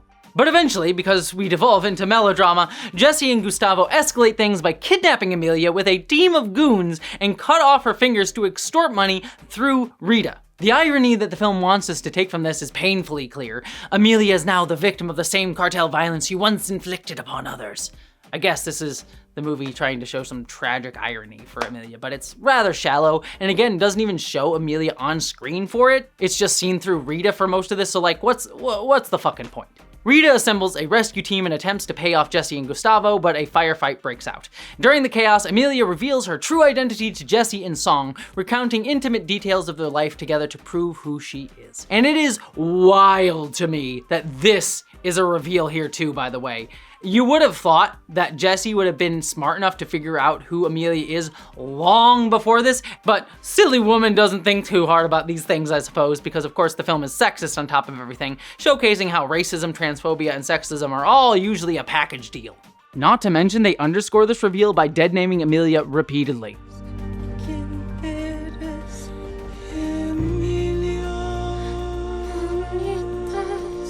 But this moment is supposed to be romantic, one that demonstrates that Emilia always paid attention to the small, loving details that Jessie thought Emilia had ignored as a man. Cuando andaba con Julia, era tía quien miraba.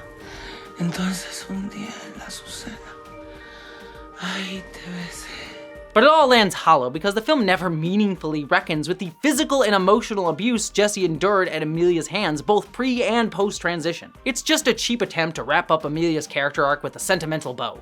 But Gustavo shoves Emilia into the trunk of a car and speeds off with Jessie as they make their getaway. But guilt overtakes the emotional Jessie, who kind of comes off as just a depiction of a hyper-emotional, hysterical even woman, and she pulls a gun on Gustavo, demanding that he stop so she can free Emilia.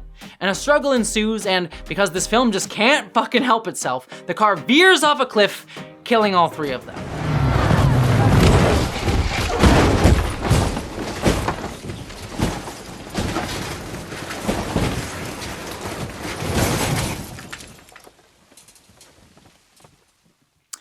moment is clearly meant to feel profound, as if tying their deaths together wraps the film's narrative in some poetic justice or tragic inevitability. But let's just call it what it really is. A blatant bury your gays trope. We didn't feel like coming up with a real ending, so we'll just fucking kill everybody. And what shocks me the most is that so few people writing about the film are even talking about this. This is representation 101 shit. The first and most glaring trope that anyone making queer or trans characters is taught to avoid. How it's not to say that LGBTQ people should never die in stories, but that we've had enough of LGBTQ character stories ending in tragedy and death every single time. Yet here it is, being served up like it's groundbreaking instead of tired. Emilia doesn't get to live. She doesn't get a chance to truly confront her past, grow, or find redemption on her own terms. She just dies. Erased in a fiery spectacle meant to evoke some fox depth. The film masquerades this as catharsis, but really, it's a cheap cop-out that panders to cisgender audiences who expect queer tragedy to feel profound. I don't know what else to say other than it's just fucking lazy, and it's proof that no matter how much this film pretends to tell a trans story, it was never interested in doing so with honesty, care, or respect. And the film's laziness is especially frustrating because in skilled hands, this concept could have been a nuanced exploration of accountability. It could have shown that true transformation requires effort, introspection, and reckoning with the harm that you've caused. And by using transness as a mirror, the story could have explored how changing your role in society doesn't necessarily absolve you of accountability for your actions in past roles. Emilia Perez could have highlighted the need to take responsibility across all identities and all time periods of your life in order to create meaningful societal change, rather than treating transformation as purely superficial. Because as the cut writer Heron Walker put it, the film presents transition as inherently redemptive. Emilia transitions from a cartel leader responsible for the deaths of untold thousands to the founder of a non-profit that seeks to assist the families of victims of cartel violence. It seems to be just as Rita had theorized, that changing the body changes the soul, and changing the soul changes society. Gascon gives an incredible performance, but I loathed her character, largely because I sensed that the film wanted me to like her, to root for her transition from an evil rich man to an evil rich woman, to celebrate her solely for the fact of her transition. The film ends on a musical number where Emilia is bizarrely celebrated as a saint by the people of Mexico City. Like, they literally have a statue of her like she's the patron saint of mediocre music, as if we're supposed to view Emilia as some complex figure who redeemed herself in the end in some way. But why? Emilia is a liar and manipulator from start to finish. Despite fleeting moments where the film portrays her as helping others, we're repeatedly reminded that Emilia caused much of the very pain that she claims to be healing, yet she never truly wrestles with that dichotomy in any way. Instead, she just exploits it for her own glorification, using her newfound veneration to soothe rather than confront her lingering guilt. And when things don't go her way, she resorts to violence and abuse to maintain control, just as she did before transition, a behavior the film insidiously ties to the idea that she's still just a man deep down. None of that is redemptive in any way. That's fine, the movie didn't have to redeem her, but the only reason that the film seems to think that Emilia has achieved some sort of morally complex redemption is that she transitioned and then died. As if the ultimate narrative for a trans person is to transition and then vanish in some cathartic cleansing fire. There's no space for trans people to live, to grow, to find joy or happiness, or, in cases where we've caused harm, to better ourselves or take accountability. Nope, we're just erased, our lives reduced to spectacle, and our redemption, because of course we need to be redeemed for our crime of being fucking trans, is only granted through our suffering. Our transitions are framed as selfish escapes, narcissistic attempts to flee our wrong bodies, or our inherently violent nature. And yet, it's all fine, right? Because we're beautiful phoenixes born to burn for the entertainment of those who will never see us as anything more than ash. To be clear, it's not that I oppose morally flawed queer characters or ambiguous endings that leave room for interpretation. I don't need the movie to have a moral absolutist stance on Emilia as a character. I love ambiguous endings and characters, especially when they're used to provoke thought and raise meaningful questions about the story's themes. Movies like Andrei Tarkovsky's Stalker are some of my favorites, especially because their ambiguous endings invite us to wrestle with big, complex ideas. But in Emilia Perez, the ambiguity doesn't ask us to explore deeper concepts or engage with nuanced ideas. If it had, it wouldn't have lazily coded Emilia's criminal behavior through every single transphobic trope, and instead called attention to ways in which her supposedly inherently immoral character was perhaps informed by, but ultimately completely separate from, her desire to be seen as the woman that she is.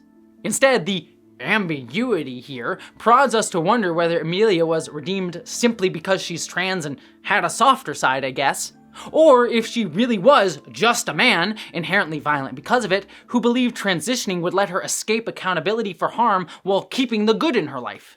And I want to be clear, by the way, I don't believe trans stories can only be told by transgender creators. A strong example from the same year as Emilia Perez, by the way, is Season 2 of Squid Game, which was written by cis creator Dong-Hyuk Kwon and features transgender character Hoon-Joy Cho, who competes in the Squid Game. Her pursuit of gender-affirming care isn't made into some spectacle in the show, but instead the show discusses how it resulted in her financial precarity, which mirrors the debt and desperation that many trans people face in the healthcare system, but one that's shared by many cis people both in the show and outside of it. Hoon-Joy's story connects her unique struggles to broader systemic issues, like the broader narrative of the piece, capitalism's crushing weight. And this storyline fosters solidarity and connection not only with the characters around her in the show, but with the audience watching the film, rather than simply otherizing her as a spectacle to look at.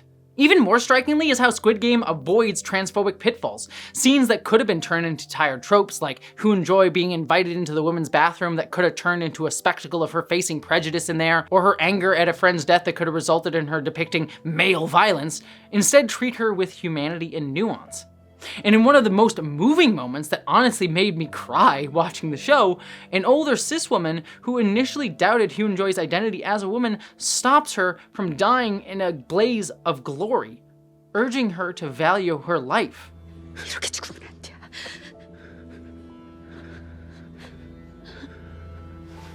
It's a rare rejection of the bury your gaze trope, instead choosing to value a trans person's life. Squid Game isn't perfect, by the way. Even if we take his word that they couldn't safely cast a trans woman in Korea, the creator casting a cis man as Hoon-Joy instead of a cis woman still hints that he might have a bias towards seeing us as men deep down. And further, Hoon-Joy's character is still largely defined by her being trans, and the story not doing transphobic tropes, instead of letting her be a full person beyond her trans identity.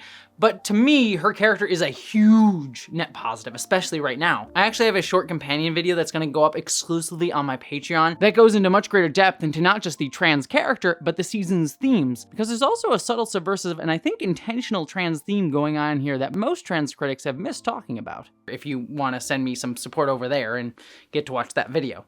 Hey, Editing Jesse here, and just a quick pause on this video. I debated putting this in, but ultimately I feel like I just need to be very forward about it, even though it kind of... I always get embarrassed even thinking about doing this sort of stuff, so I do apologize, but I'm just going to be quite frank. Please, if you can, support me on Patreon.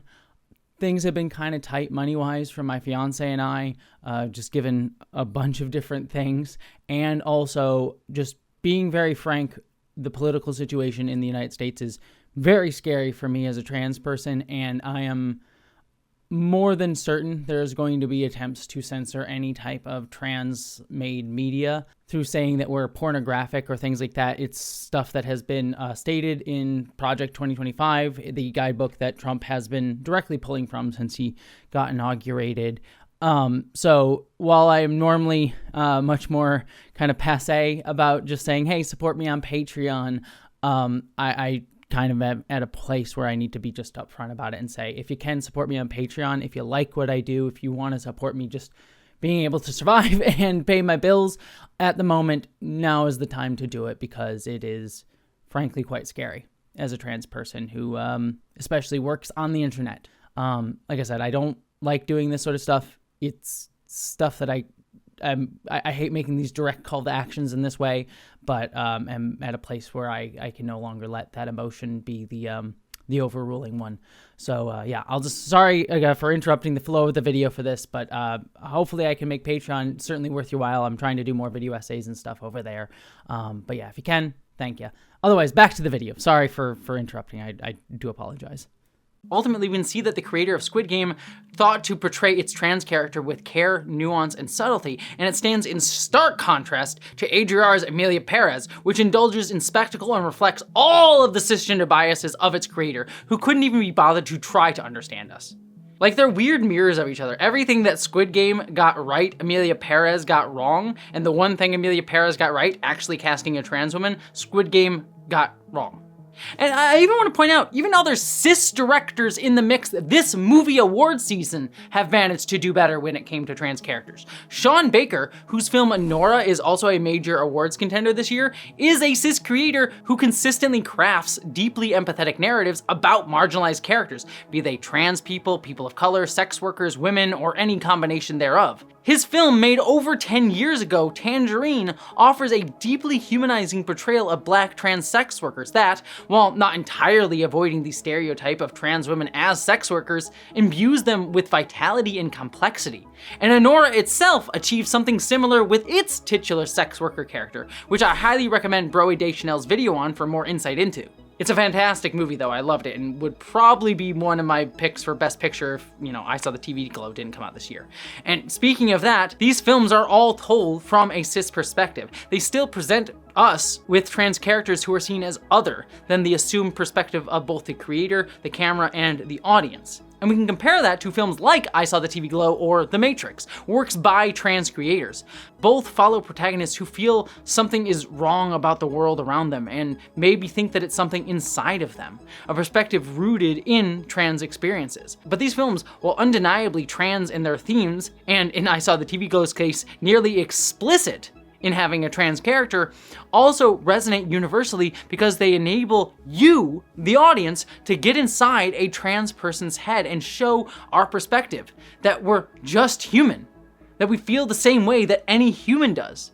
And they explore the shared pain of living in a society that forces us into roles that we can't ever fully embody, offering connection and critique rather than reducing trans lives to spectacle.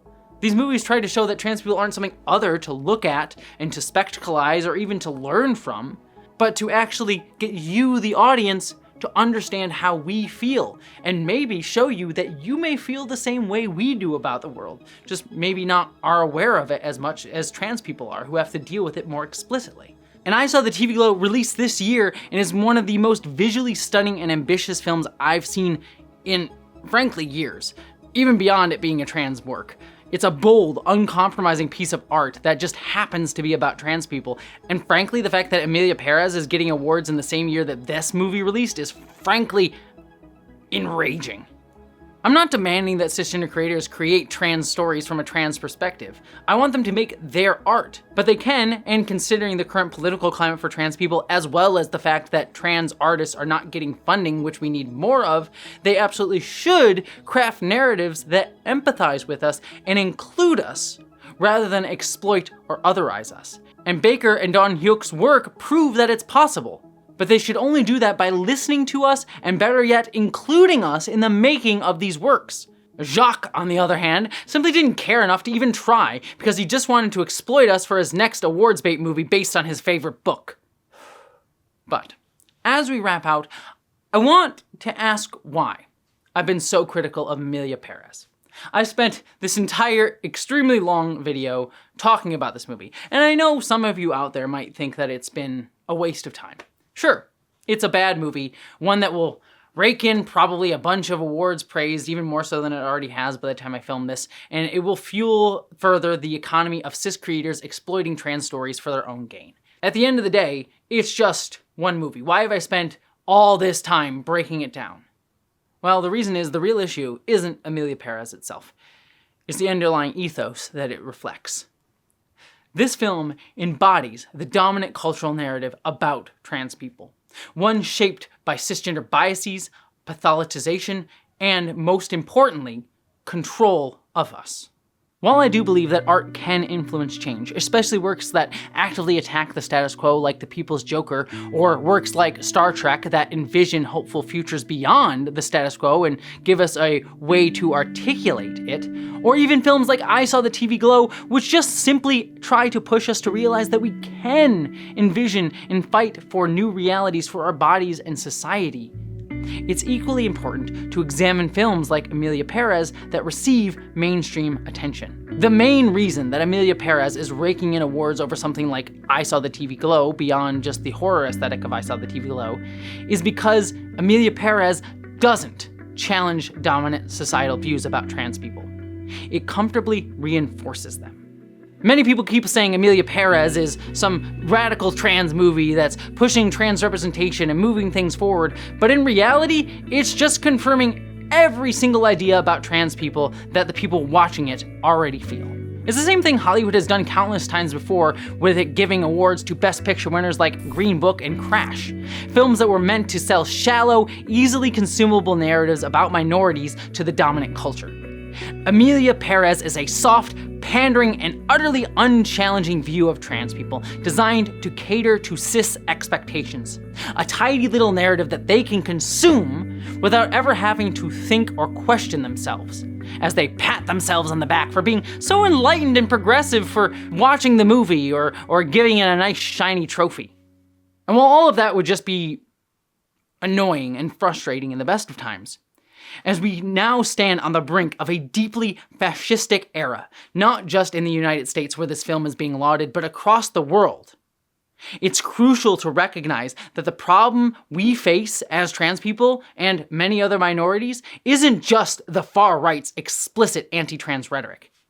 It's also the neoliberals who position themselves as oppositional to anti-trans fascists, but in truth, fundamentally hold the same biases. That's why we've seen Democrats continually concede on trans rights long before Trump even entered office, why corporations like Disney are quick to erase trans content, and why Meta eagerly gets down on its knees to kiss Trump's ring by allowing transphobia to thrive on their platform.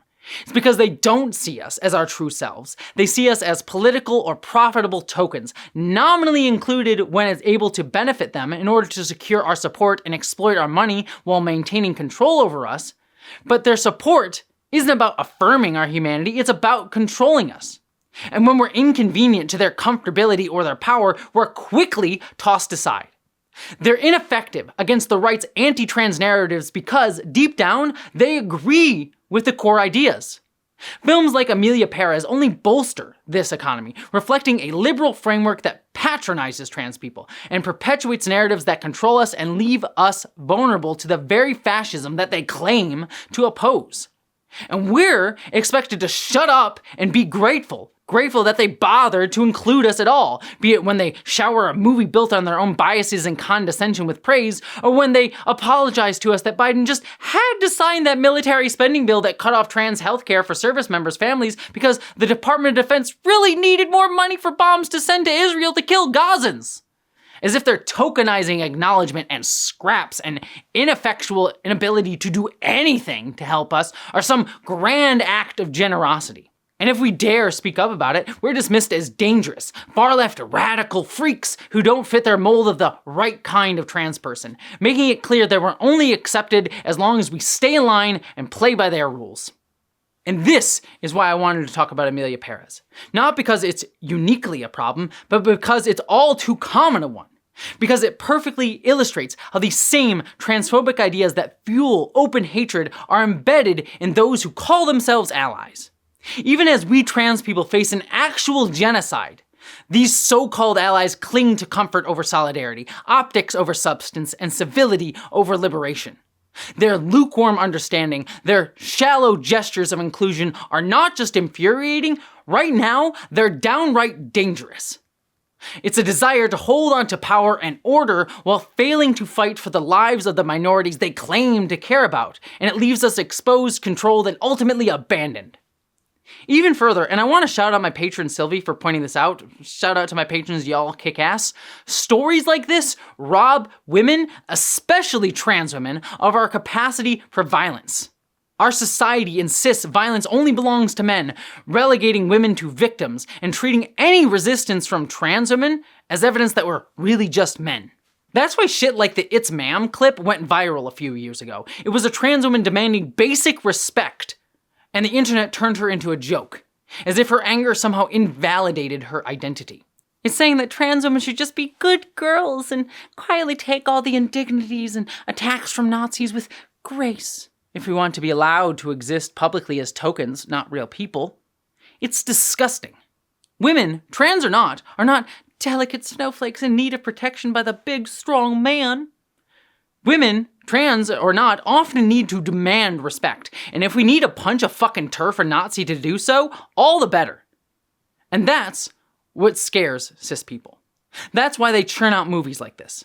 To justify their need to control us, to cling to their precious status quo out of fear that we'll disrupt their precious order and civility that continually enables fascists to do whatever they want. Fuck that. Let patriarchy, capitalism, and white supremacy tremble in fear of what we're capable of, because we are capable of so much. And if you're not willing to stand by us to make a better world, then you should be scared.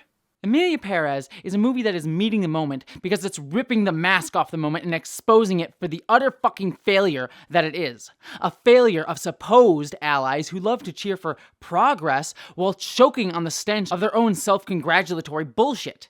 They bathe this movie, their shiny little token, in glory, giving it all of the Oscar nominations, all while actual trans people are staring down the barrel of an administration openly speedrunning its way to genocidal policies in full fucking view of the world.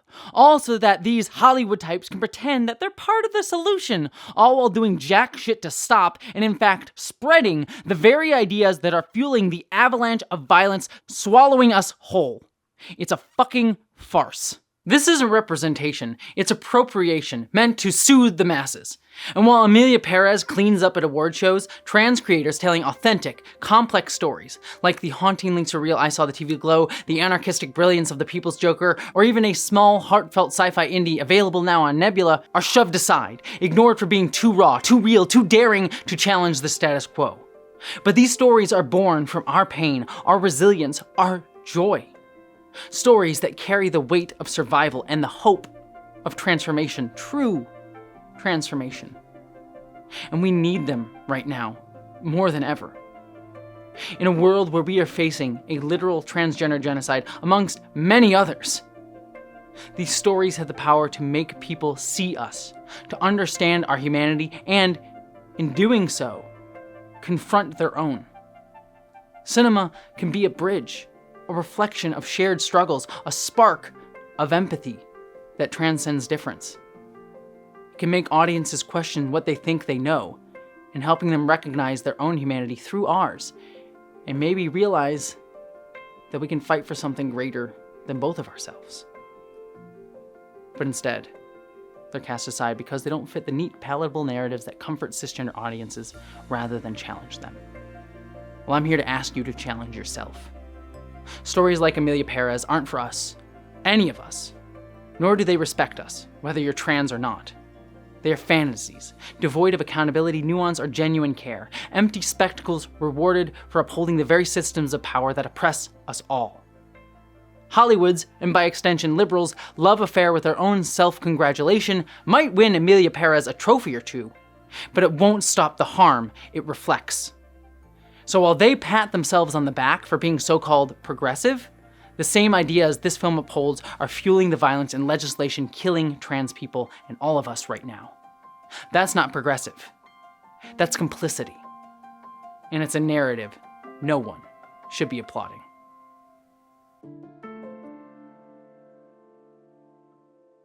Hey interwebs, thank you so much for watching. As you can see, this was a rather long one, but there was so much to break down this movie and a lot that I really wanted to say, especially at the end there.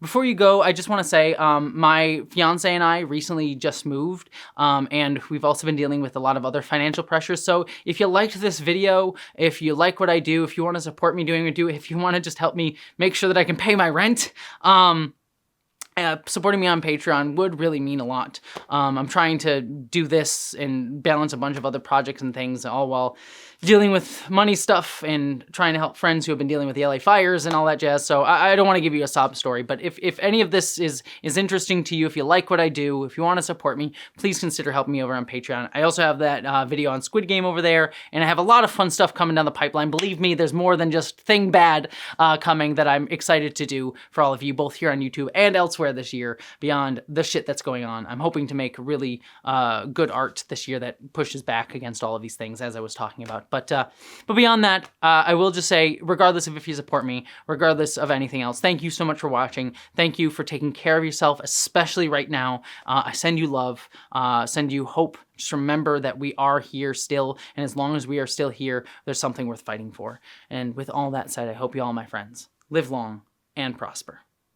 Thank you so much to all of my patrons who support me. I adore you and love you all. And an extra special thank you to Joe Herman Holt, Carrie Ellen Foss, Jade Stark, Veronica Fox, Nick Anderson, Barbie Ann Rounds, Sarah Montgomery, Jack McCallan, Stephen Kleinard, Jazz Miss, Daniel Prone, Randy Thompson, Christian Hurst, Samuel Howard, Quite Barish, Rose Conley, Anti-Kate, 808, Atheist Snail, Tara Rose, Lily Blanley, Vincent Ellington, Amada Kaiba, Dark Archon, Miranda Ketia, Matt Chung, Alex Miller, Zane Schussler, Super Desi, Todd Verling, Joseph Dewey, Sammy Joe Retro, Meta Whisper, Iron, Spooky Heather, Sylvia, Lily Gray, Chris Showers, James Krivda, Dominic Noble, Angela Hendricks, Shep Alderson, David Dema, Michael Wolnitz, Nathan Fraughton, Farengito, C. Dazer, Ryan Hunter, Kevin Frotag, Epsilon's Greater Than, Flyan Kata, Valerie Blackbird, Carry On Blue, Craig and David, John Weatherby, T. Wilson, Stephen Richardson, W. Randy Edie, Casual Observer, Britzkrieg, K. Liss, Samaro,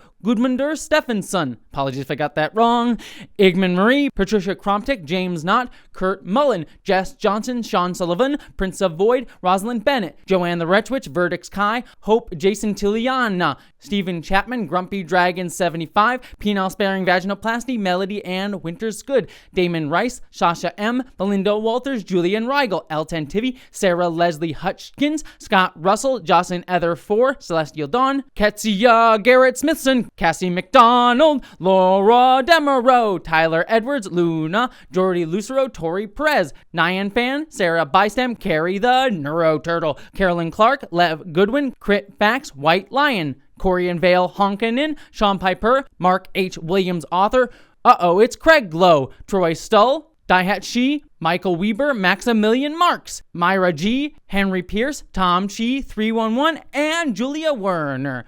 Love you all. Mwah.